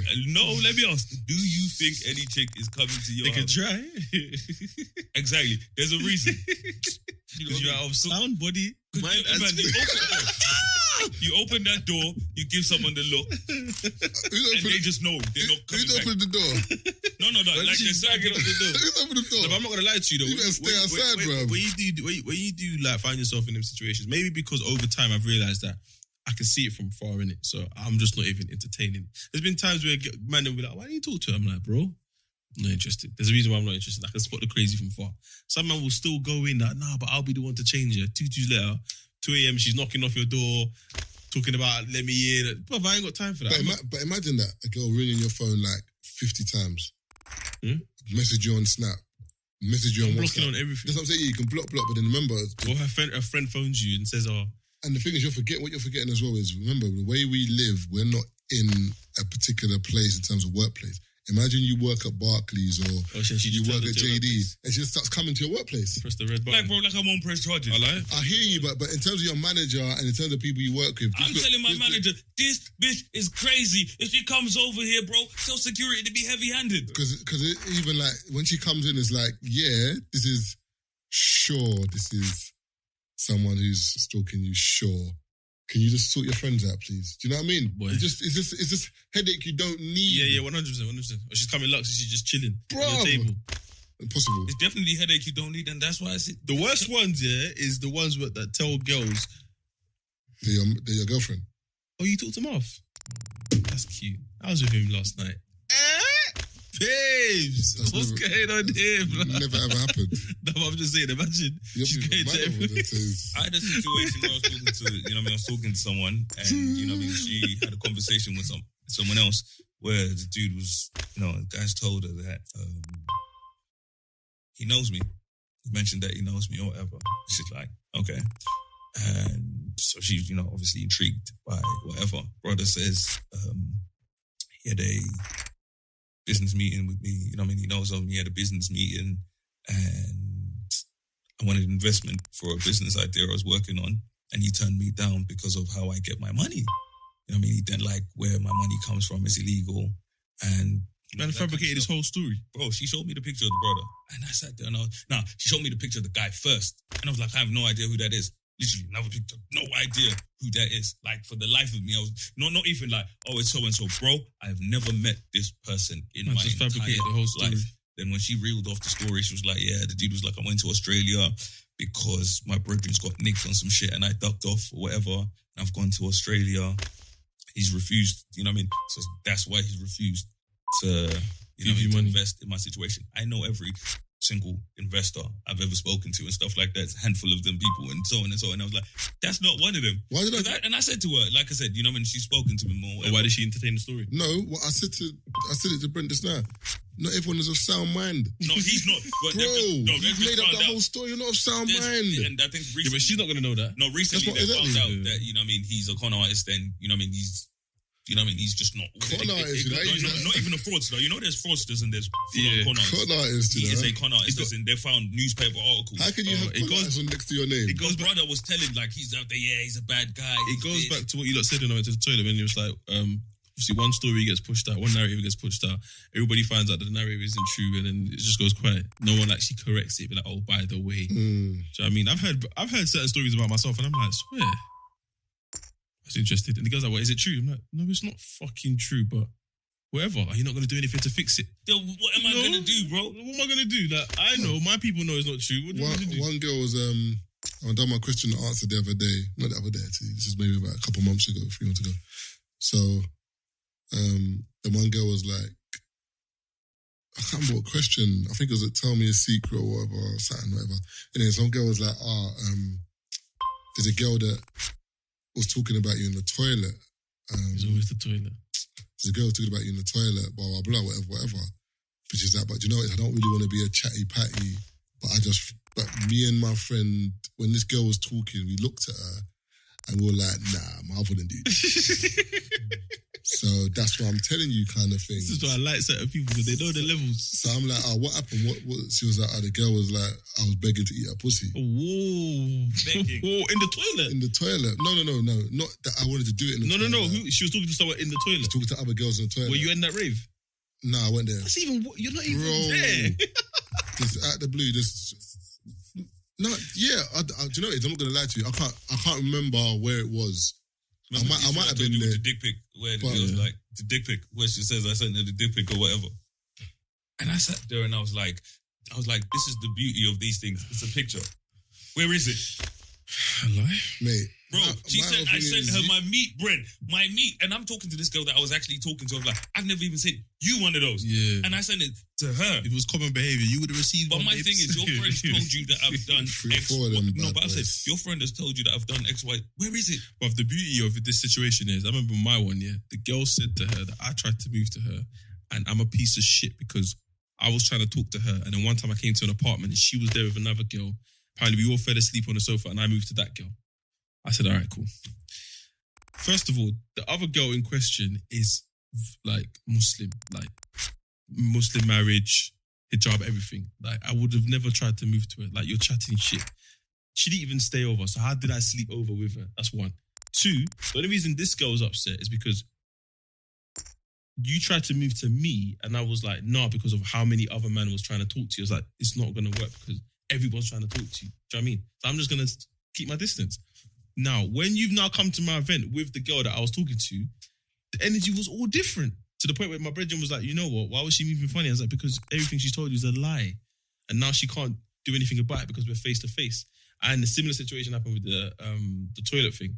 So them two have gone to the toilet. There's another girl in there. She's like, so something along the lines of, Taser hasn't noticed me yet. How can the girl who basically lied on me, why are you so gassed? It's only Taze. Babes, why are you doing all and of they that, go back to what I was saying to Brent. Not everybody's of sound mind, bruv. Bruv, I'm telling you. You went into the toilet and said Marvin was begging to eat a pussy. Are you okay in your head? Do you know who the girl is? Yeah, I know the girl is. Stick insect.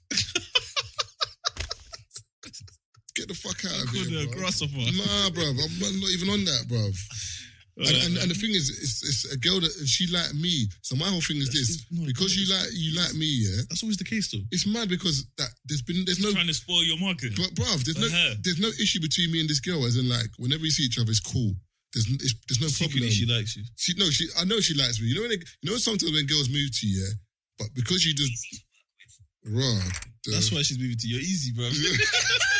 Pussy, Siri, are you okay? Really had this Siri telling him lies yesterday. This is all because of yesterday, you know. Man got in the cab and he was like, "Nah, Siri." You know what I mean? Is this what these man saying? Oh, what, swear? No, he believes. Seriously, everyone's your pain, bro. Mind, you know? I didn't have this phone on me yesterday. Seriously, listening to your pain, bro. Oh, get out of here, bro. Don't listen to them. Brett, you went on this Siri and my heart to work with. Be honest, Siri. Be honest, Siri. And my heart. Mirror on the wall. Who's the hardest to work with of them all? So we'll ask a question. We're like, who's the hardest to work with? Yeah. So Keith said me, Tay said me, whatever. But then when the camera stopped, Tay was like, I'm not gonna lie, it's Keith, man. I was just fucking about. Why would you do that? Why would you do that? For the entertainment. Does that make any sense, though? Do you like to drink? What? No, because I want all of us to drink. But then... Brent Taser tried to play the game. He know he meant that shit. No. You're the hardest to work with, blood. He meant that shit. But would you say you're the hardest? If you say me... Boy, would you say so? Why would you say you're the hardest to work with for yourself? On that note, blood, I'm God, bro. I didn't put my own name down. And exactly. I put Keith down. Exactly. Because you would have put yourself down. But I could have put Taser down. Because it wouldn't. It's either me or you. It's either me or you. Nah, it's you, bro. It's you, bro. It's you. Billy, it's you. Brent, that's the thing with Mom. Mom's not even here. Mom's just saying. That's why Taser picked you. Man, Taser, we find time to build a good relationship in the hour you're not here. That me and Taser spent more time together, but when you're not here. I'm not going to lie to you. The last dilemma is basically along the same lines, but should I read it for... Nah. Oh, wow. Do you know how long that is? Yeah, but she sent it on the 16th of August. Nah. What's her name? Stella K. Say Stella K. Can you condense it and read it next week? But do you know how long that is? The writing is small. Nah, that's too much, man. Sorry, Stella, man. That's the same girl that asked not to say her name. Yeah, but no one knows the dilemma. She messaged the Three Shots Instagram. Oh, Instagram? Yeah. The same one, yeah. How can you email and then DM? What's going on here? So you sent your dilemma as an email, then you DM'd and said, don't say my name. No, but we ain't read the dilemma though. Yeah, but you said the name. So if we ever read it, maybe she don't even want nobody knowing. No, but on a serious note though, seriously. No, but my whole thing is at least she knows. One dilemma to the email, but then you DM'd it. What did I say to Brent earlier on? Neighbours of South. So what I'm saying is, why don't you email and the email you sent the dilemma, forward it, and then say, by the way, my name. Nowhere in this email she said don't say my name. She's even signed it her name. Again, maybe it's for her thing to go right to the top of the list, basically. So if it is as she mentions it here, then you're more likely to read it out. Not everyone's a certain man. Maybe you should leave the name in justice. All right, when she decides, because we've said her name already, when she decides to resend it, put a different name on that. Take her name out, big man. No, but the thing is that, but she needs to know that, like, resend the dilemma. Because remember, next week we'll read another 3 or 4. Yeah. Put it this way, She knows who. Just say young lady that sent a very long dilemma. No, but how do you know that? Everyone says long one. No, but with her, it's just one of those ones. When you send your dilemma, we won't read it for 5-6 weeks. Just so you know. Anyone, hey, Brent, give us a camera. Put the camera on me, Brent. Put the camera on me, please. We won't read your dilemma for 5 or 6 weeks. And them weeks there. These guys open the close case chances. Read next week. Oh yeah. Also, tune of the week before we go. Oh yeah. For me, mine is Gunna, Little Baby, Blindfold. That's what I've been playing this week. I'm saying. You know what I'm saying? Shout out Loons. Man said my tune of the week, you know. You know what I'm saying?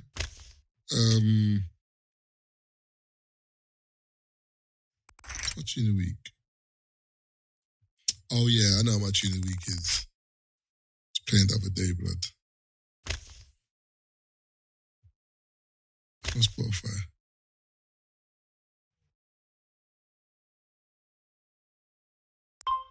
My tune of the week is Dexter Daps, Shabba Mother Pot. Swear, that's what you've been playing, yeah? Big tune, bad. What? We circle the end like a letter man. What? Skin hot like the weatherman. Hey! Claude. Big tune, bad. What is a shot? Anyway, don't worry, I forget. Money to Blow, Birdman, Drake, and Wheezy. That's on there already. Old school. That's my tune of the week. That's literally all I've been listening to. No, I'm saying it's on the place already. What else? Because remember, I put it on there before when I put the in the huddle, at the huddle. Remember when I played it into the episode? Yeah. Because at your house, your old house. Nah, that's literally what I think I've been listening to mostly this week. And on my piano as usual. I had a playlist that I put up. I'm going to put up the link again because one thing I get so annoyed with is people always ask, what are you listening to? What are you listening to? I'm like, I put the fucking playlist up. The whole playlist up. The tune is in the playlist. And you know why I hate when people ask me what I'm playing? So whenever I send it to them, cunts don't even say thank you. So I'm like, so I went out of my way to go and send you the tune that I'm listening to, that I discovered myself. With I'm a piano song, bro. Do you know, I had to find a lot of those songs on fucking YouTube comments. As in, I have to scroll through the playlist spread. And you know, when you look for the sound thingies, the markers, then you find the tune. And you think, no, they did say you're that. not going to say thank you. Inter. Blocking you. They ain't got the money for that. They do? I'm a grateful cunt. Brett, what's your one? Nas 27 Summers. Oh, is his new album good, I heard? Serious? Sick? What is the beef between him and Jay-Z? Why do they always drop at the same time? No, Jay-Z drops. Why? Is there a... Jay-Z just pay. Or maybe, like I said, the conversation we're having now, you know what I mean, promotes the project. No, I think Jay-Z just pay. They made peace. Yeah, but the thing like, you know, like, it was chess, not checkers. You know, Jay-Z is one of those people that is like, yeah, we're cool, but we're still dropping the same day. You can't tell me why. Well, why not? And because we're cool, you can't approach me because we're cool, right? But that track was for bollocks. I heard. You haven't heard it? No. It's garbage, man. Serious? Yeah. I ain't heard it. A lot of people say it's garbage, but... Yeah, I heard it's garbage. Is it garbage today? It's garbage. And today, in a month it'll be good? Next week, it's garbage. Okay. Guess that Blue Magic, the first time I heard Blue Magic, I thought, what is this bullshit? But then a couple of weeks later, I was like, do you know what? Okay. That's right. All right, intro and then out. Boom. What episode is this? Oh, what's the stress of my darling? 211. 211, I think, yeah. Let me circle the end like a letter man. It's 210, yeah? 211, sorry. I said Shabba Mother Pot. What's happening, people? Welcome to episode 211, I think it is. Yeah, 211. The Free Shots Tequila podcast with myself, Marvin Abbey. Who else we got in the studio? Mr. Exposed. Sorry. And Dexter Ross Clark Daps Brethren. I mean. No, I'm joking. Taser Black. Oh, go on. I lie? Is it recording? Yeah. Nah, I'm blessed. Oh, yeah, let's cut that out.